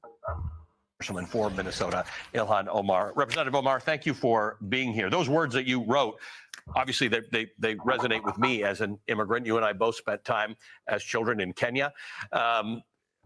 When you go to Minneapolis, which I've been to many times. Before we get into Ilhan Omar, let me break down something for you about Ilhan Omar that a lot of people don't understand, because, you know, I see why Ilhan Omar kind of, you know, it's kind of funny. I see why she lets these brother rumors fly, because it kind of overlooks, you know, the real story about her. The real story is that Ilhan Omar has been married about 3 times, and she's on her 3rd marriage right now. Let's go over this, because Ilhan Omar's marriage and timeline segment. Let's go. All right, so first marriage is to Ahmed Nursaid Elmi. She married this Somalian man in 2009. Now, the background of this Somalian man, which they're claiming is her brother, is that he is a British citizen of Somalian descent. Now, remember, Ilhan Omar came from Somalia in the 90s. This guy came from Britain as a British citizen of Somalian descent, and he lives primarily in the UK. Now, there is no verified family relations to Omar, obviously, since this man is coming out the UK. So the marriage ended after several years. Divorce finished in about 2017. Now, here's the crazy part. Their claims about Elman or Ahmed being her brother have been repeatedly investigated and debunked. No credible evidence supports the allegation. So there's no credible evidence that this man is her brother, that she married her brother. No, she just married some UK Somalian guy that primarily lives in the UK in 2019. So that's verifiable that that's not her brother. The second marriage is Ahmed Hersey. And I mean, hey man, she got a thing for the Ahmed guys. If your name's Ahmed, hit Ilhan Omar up, or girls that look like her, because that is her type. She just loved those guys. Now, it was a religious marriage that she got married to the second Ahmed, not the first one, but the second Ahmed, Hirsi. So it's Hirsi. So the first Ahmed was Elmi, which is Elmi, and the second husband is Ahmed Hirsi, which is Hirsi. Now, this was a religious marriage, an Islamic one, which was pretty much consummated in 2011. So, you know, about 2 years after, you know, the first marriage ended, she'd already slid into this one. You can add your suspicion to that if you want to. It was civilly marriage in 2018. They did have children together. This is where Ilhan Omar's children come from, which is Omar. So yes. Omar and she share children together. I think they share about 2 of them. They share 2 children. They did file for divorce in 2019, and the divorce finalized in 2019. Now, during the marriage, Omar was reported to have a romantic relationship with a political consultant called Tim Minette, and this is her current husband. Yeah, I know, right? So, reporting to have a romantic relationship with a political consultant, Tim Minette, who pretty much be running campaign ads and all that good stuff. So, a campaign finance record shows payments from Omar's campaign to Minette's firm that included personal expenses, which drew media attention and ethics scrutiny. And here's the thing. Her second husband, my man, Ahmed Hersey, which is Hirsi, alleged infidelity in divorce filings, though Omar did not publicly litigate the claim. But I mean, let's be real. You was working closely with the man in your marriage. You was helping him stack campaign funds. You was also doing kickbacks into this man's campaign. I believe campaign organization, but he does work in campaign financing. So it is a bit weird. And here's the crazy part. The third marriage was Yep, relationship became public in 2019, before the divorce was finalized. So before she was divorced from her second husband, she was already seeing this man, Tim Minette, who is a white man. So basically, she cheated on a person of her own culture, of her own descent, own heritage for a white man. The same white man that she likes to talk so vociferously about, talk about how they're the scums of the earth and they're evil and all this crazy stuff. It's kind of funny how they all do that, claim white men to be the scum of the earth while sleeping with them at the same damn time, just like Don Lemon, apparently. But let's talk about my man's background. He's an American political consultant. He is white, of course, non-Somali, and is the current husband of Ilhan Omar. Yes, that's the real story of Ilhan Omar. Married 3 times, cheated on the second husband for a white guy who pretty much runs a political consultant firm. Crazy. But all right, there you go. And that's the story of Ilhan Omar. And that's the real tea right there. Not the fact, and like I said, no, she didn't marry her brother, but she has been married 3 times, and she was low-key unfaithful to the second husband. Like, come on now. As and you see Somalis on the street, there's no way to know whether they're immigrants or American citizens, or they just got here, or they're tourists, or they're visa holders. Like, you just don't know. They're integrated into society. They certainly are. And what, we know statistically is that nearly 100% of them are U.S. citizens or permanent residents. And so it is clear that this operation that was mobilized is only mobilized to terrorize a whole community and to make them feel like they are less American than everyone else. The young man that you showed the video of was born in the United States. Many of the people that they have picked up, that they've detained, handcuffed, manhandled, have been citizens who were born here. Nearly 60% of Somali Minnesotans are born U.S. citizens, and so this operation, if it was about safety, if it was about finding the worst of the worst, there is a different way that they would have carried out. No, actually, no, it is about safety and finding the worst of the worst, because we know that, the Somali community is a knit community. You guys will hide your own who's doing crime, to be real with you guys, and we know it. I mean, the way y'all run y'all businesses kind of let us know that you'll run cover for those who are committing crime. So who's to say that they're not riding in the car with somebody that's illegal? Who's to say that they're not helping people come in or doing paperwork for the illegals? So I'm gonna be honest with you, Ilhan Omar. When ICE cracked down on these citizens, and I don't believe that they're 60% citizens because you have no proof of that. Here's the thing. I would love for them to actually bring proof of their claims instead of just, coming out saying, 60% of the Somalians are locking up our citizens. Can you prove that? Can you sit there and prove that, yeah, these 10 Somalians are locked up and 6 of these guys are actually U.S. citizens? I mean, that's all you got to do. Just give us 6 examples out of 10. Give us 6 examples of these guys getting locked up for being citizens. Because I actually believe the first clip that, yeah, that most likely was an American citizen. But here's the thing. When you sit there and you tell ICE, F you guys, I'm not giving you no identification, what do you think is going to happen after that? Like, no, just be honest, though. What do you think? Even if you're a white lady or an obvious American, if you sit there and tell ICE, no, I ain't giving you shit, they're going to get it out of you by force. Not by going into establishments that are owned by Somali Minnesotans, not by going to masjids or mosques, not by going into neighborhoods that we frequent. This is clearly racial profiling, ethnic profiling. I mean, that's what we did to the Mexicans. I mean, what do you think was going to happen? We got to go to where y'all at. We got to go to where maybe the illegals are going to go to try to blend in with the legal ones. We know how they work. So, yes, we're going to go to the highly populated Somali areas. We're going to go to Somali malls. We're going to go pop up near the mosque until the situation is solved. And you guys are just going to have to sit there and take that to the chin. It is what it is. And it's to intimidate us. But Somalis are resilient. We've been through a lot. Great. You'll be resilient enough to be monitored for these couple months until we get all the illegal ones out of there. And the one that's under TPS status, about the 700 there. So, I mean, there you go. You could be resilient towards that. Overcome a lot. and we're not easily intimidated or easily bullied. We know what our rights are. The president gets upset that I tell him that he needs to abide by the Constitution, is because that Constitution means a lot to us. We're people who've experienced what it means to have rights stripped from you. And so we cling on to the fact that we are protected by the Constitution. We love it. Right? I mean, you're an immigrant to this country. You come here. You when you get your citizenship. In my case, I did it in a courtroom, so you couldn't take a. I ain't gonna lie, Josh, you funny for that. We're like, no, we're gonna go to Chinatown to look for illegal Mexicans.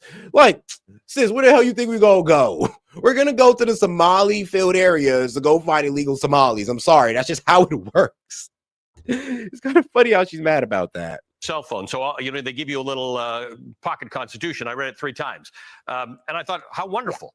I mean, this is what I'm going to be part of now. And this is across the board for immigrants in this country. The proportion of people stay who up immigrate all night in excitement. That's exactly right. Yeah. But by the way, they're pulling people out of their immigration lines right now. So it doesn't actually matter whether you, they call them, are illegal or not. People who are in the process, whether you're getting your citizenship or you're getting your H-1B or you're getting your green card or you're showing up for your regular hearings, it doesn't matter. Like, it just doesn't matter. If you look like you might not be an American citizen, you can be targeted. Yep. Yeah, I mean, and their whole immigration argument falls apart when they say they want to go after people who are not in this country, who are not documented immigrants in this country, or when they say they want to get rid of criminals and go after the worst of the worst, because they are literally in courtrooms. Arresting people who are going through the legal process and showing up for their hearings. They're canceling. I mean, yeah, if they're an illegal citizen, regardless if they're going through a court date, they still got to be deported. I'm not sure how the argument falls apart when they're showing up to courts of illegals to deport them. I mean, I'm not really sure how that's a problem.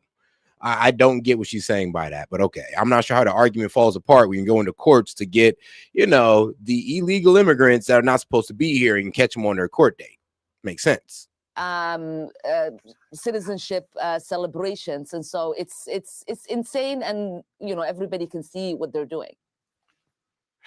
One of the things that I think is fascinating, again, Somalis in Minnesota is a good story because they're everywhere. They're all over the place. Do you have to carry your ID? Because the law does not require citizens to carry their identification to prove that they are citizens. Oh, and shout out John Carl for sending 100 for 2 jewels. Appreciate the support. Oh, God, y'all got any questions, comments, jokes, or disagreements? I'll be happy to read it out loud and engage with it. Just $2 and up. Or you can just send a gift to support the show, man. Appreciate it. But if you're just going to target everybody who looks like they might be Somali, then 100% of Somali Minnesotans are in danger of being detained. Yeah. I mean, yeah, they're in danger of being detained for about up to 72 hours while we investigate their immigration status and then to be released. And if they want to be salty about that, I mean, it is what it is. If they want to cry about being detained for 72 hours, which is legal, it is what it is. But 9 times out of 10, you're not going to be detained for no 72 hours. Most likely going to be a couple hours. All right, well, you got your license, social. All right, you're a citizen. All right, go. Next time, just don't resist us. And there you go. That's it.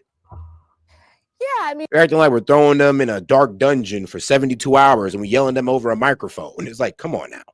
When the president got elected, a lot of people in the Somali community here in Minnesota understood that he wasn't only going to go after undocumented immigrants or people who committed crimes, that he was going to come after all of us, whether we... Sweetheart, they're not coming after all of you. They're coming, look, they're deporting the ones that aren't supposed to be here or that had their TPS status revoked.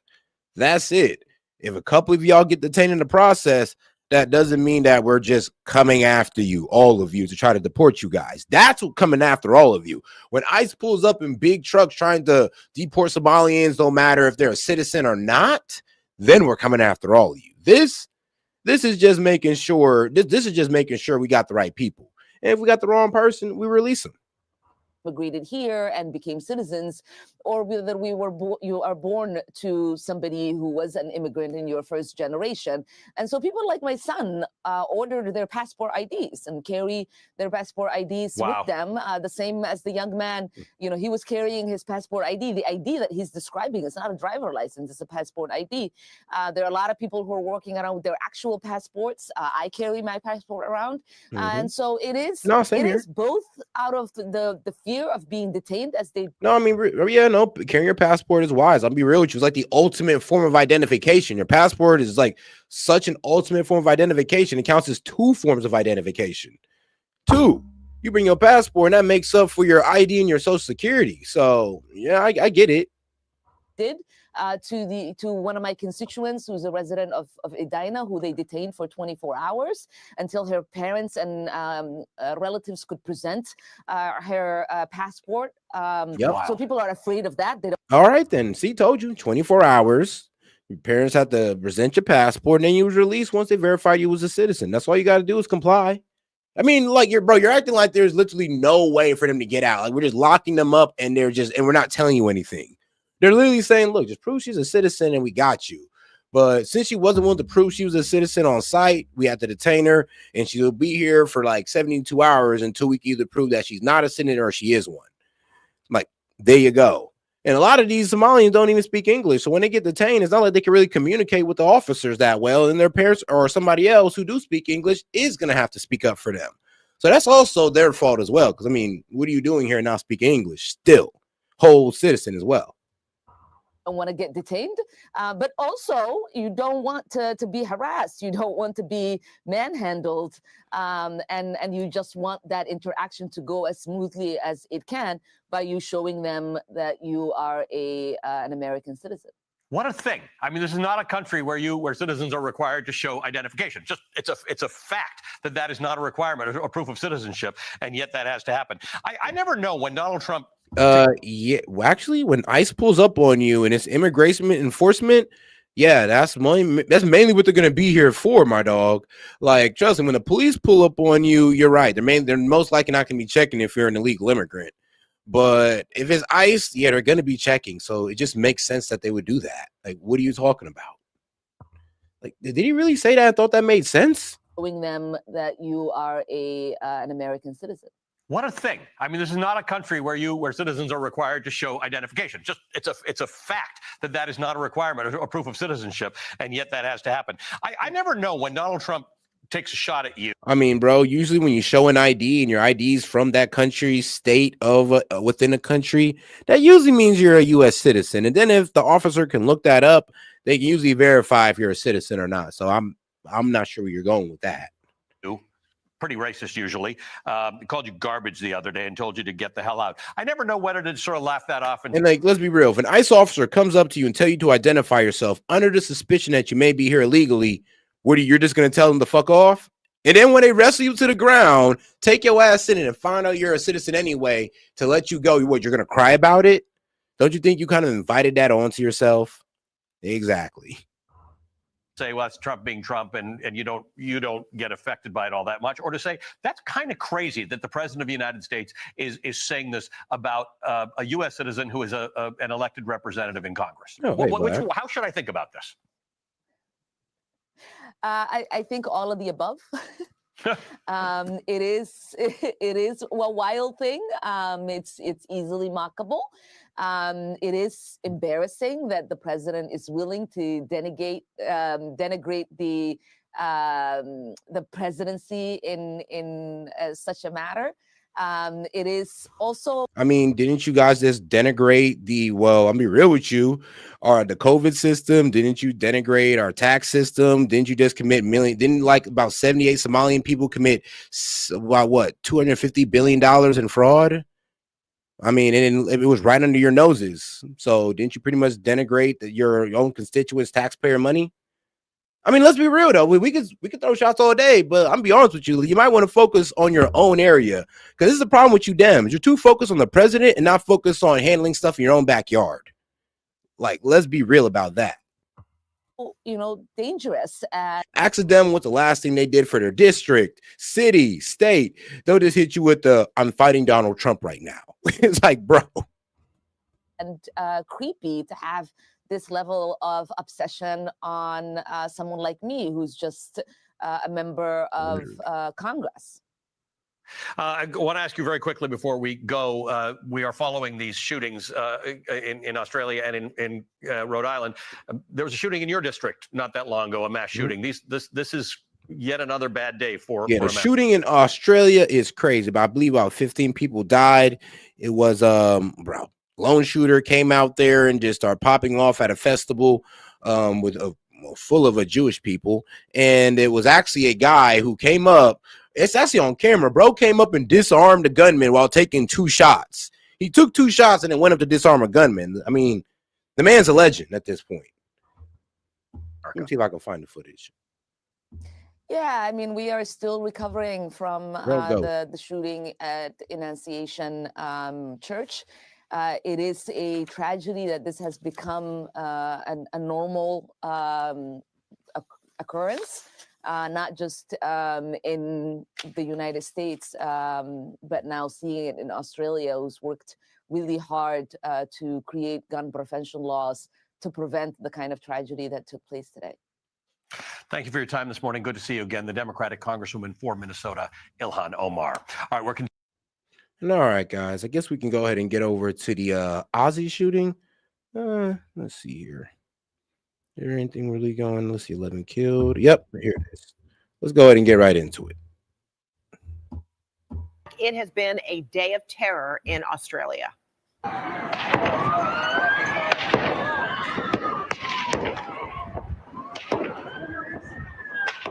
At least 11 people killed at an event where hundreds of people gathered at Bondi Beach in Sydney to celebrate the first day of the Jewish holiday of Hanukkah. People can be seen scrambling for safety as gunfire erupts and dramatic videos. And I can go ahead and already show you the perpetrator. So here's the perpetrator.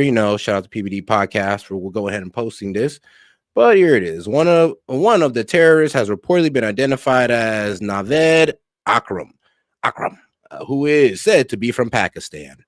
Woo, of all the Muslim countries, Pakistan. Woo, of all of them. But here's the craziest part. Now, you know how PBD and them, let's be real. PBD takes any time to sit there and bash on Muslims, but will never have anybody to defend Islam, but he'll have everybody in the world to sit there and shit on Islam. I love the podcast, but I just hate when they do that, to be quite honest with you. Now, shout out to this guy. He says, I'm just going to leave this here because this is the guy who disarmed the gunman. Yes, Australian media confirmed that 43-year-old Ahmed. Hey, yo, what's up with the Ahmeds today? We got Ilhan Omar dating 2 Ahmeds. We got an Ahmed saving Jews and all this crazy stuff, bro. Shout out to Ahmeds. Apparently, all the Ahmeds are some real ones. Shout out to the Ahmeds out there in the world because that's like the 3rd one, goddammit. So yeah, 43-year-old Ahmed Al-Ahmed was the heroic man who tackled one of the Bondi Beach shooters, risking his life and also taking 2 gunshots. Like, shout out to that guy. I posted this and I'm just like, yeah, when y'all want to sit there and try to demonize Muslims, if all of them want to sit there and kill you and just kill all Jews, no, that's not all of them. There's a small group of them. And then I'm telling you, majority of Muslims would actually stick up for Jews and other people, just like this guy. I mean, if you think about it, if all Muslims really hated Jews as much as y'all say they do, this man would have just sat back and said, keep shooting, bro, you're cooking. No, keep going. No, instead he walked up there like a real one, disarmed the man, and saved a whole bunch of lives. And then, bro, this man PBD low-key pissed me off because he was low-key trying to skirt around the fact that a Muslim man actually saved these people's lives by saying that, oh, well, because of this one Muslim man, 15 people died. I'm just like, you're right. But guess what? Because of this Muslim man, it wasn't 16, 17, 18, 19, 20 people that died. So, bro, come on now. But all right, though, let's go ahead and get back to the CNN coverage of this. Just have to go ahead and show you, that little piece real quick. And how, for some reason, I just don't get it. I don't know, man. PBD podcast be disappointing me in that aspect. But it is what it is. It shows a gunman being tackled. Hey, my guy, Ahmed. There you go. Dramatic Go video back. shows a gunman being tackled and having his weapon My taken God. from him right there before he runs away. Two Took people that. can be seen shooting from a bridge. Police say they also removed an explosive device from a car nearby. Police say there were two suspects. One of them is dead. The other is in a life-threatening condition. Authorities are labeling it a terrorist incident. Australia's Prime Minister Anthony Albanese called the attack an act of evil. CNN international diplomatic editor Nick Robertson is joining me right now from London with more on this investigation, Nick. And we're seeing harrowing moments on social media from this attack. Walk us through what you're learning. Yeah, it really is very horrific. Some of the video, some of the casualties, and the fact that these gunmen were shooting from about 70 yards away to this open area where 1,000 people were gathered celebrating Hanukkah, the first night of Hanukkah, just about to light the first candle on the menorah. What we understand from Australian authorities is that one of these attackers, and we don't know if it's the one that's dead or the one that's in hospital with severe injuries, one of these attackers was known to the security services prior to this attack. They're saying that that knowledge didn't lead them to believe that there was an imminent threat, but one of them was injured on the radar of the. So yeah, 11 killed, 29 injured. I believe the number's been updated to 15 killed. So I mean, like I said, RIP. Security services in Australia. That video there of the man who's been described as a I already hero, and know. it would appear rightly so, hiding. Nah, you see them him there bro. in a white shirt. Nah, rightfully so. I know them Jews want to fuck them up right now, bro. They want to stomp their ass out into oblivion. I already know, cause what? You just came there firing off into the crowd. You get taken down by one, and then the other guy gets taken down. Now we're all just looking at, and now all the guys from the Jewish festival are coming over, going like, "Yo, what the fuck?" Like, trust me, I get it. I would want to stomp them out too. Hiding behind a vehicle. He's got the Let 'em get they gunman a stomps few in, feet though. away from him, and he doesn't have a weapon himself. Runs up, tackles the gunman, wrestles the gun away from him. One of his relatives has identified him as Ahmed Al-Ahmed, a 43-year-old storekeeper married with 2 children. No previous experience of firearms, according to his relative. And the sad thing about that incident, if you will, is the other gunman starts shooting at Ahmed Al-Ahmed, shoots him in the shoulder, shoots him in the arm. He's getting treatment in hospital at the moment. But it is very clearly an ongoing investigation for the police to try to find out more about these 2 attackers. The Prime Minister, as you said, calling an act of evil. He said it was an act against the Hanukkah. Jewish community in Australia. Obviously. This is a targeted attack on Jewish Australians on the first day of Hanukkah, which should be a day of joy, a celebration of faith, an act of evil anti-Semitism, terrorism that has struck the heart of our nation. Israel, Benjamin Netanyahu has criticized the Australian Prime Minister and the Australian government because he said he wrote to them back in September at the time that they were recognizing, along with other countries, recognizing a Palestinian state. And he said that this was only going to make it worse for the Jewish community, that it would breed and enliven anti-Semitism. And he called on the government now. Bro, no. Them recognizing Palestine did not cause this shooting. Let's be absolutely like 100. No, them like recognizing Palestine. No, maybe what's going on in Palestine could have caused this, but not them recognizing Palestine. Like, why would the 2 Arab guys go shooting because of recognition of Palestine? Like, that doesn't even make sense. Stand up and be strong. He also, by the way, the And Israeli. they're shooting at a Jewish community, so we can already tell that their attack was definitely hate motivated. Obviously. Now, what caused it? It could be anywhere from just, I mean, the most less likely issue would probably be mental health. To be real with you, we can't even sit here and say mental health. We can say either a terrorist plot or politically motivated by what's going on in Gaza. Prime Minister praised that Muslim man, the hero there, wresting the gun from the attacker, praised him for what he did in saving lives. I mean, deservedly. That was unbelievable. And thank goodness. Yeah, thank All right, God. Nick Robertson, thank you so much. All right, we're also learning more about the victims from Sunday's horrendous attack. Earlier today, my colleague Victor Blackwell spoke to Alex Rivchin, whose friend was killed in the shooting. Here's what he shared. I've spoken at that event for the last probably 10 years. I was scheduled to speak again tonight, but in the last minute, I was contacting the rabbi and saying I had a bar mitzvah to attend. Maybe we could bump me from the run sheet a little bit forward. And that rabbi, who is a dear, dear friend and one of the kindest and most beautiful human beings I've ever known, is among the dead. One of my colleagues was there and he's wounded and he's in hospital at the moment.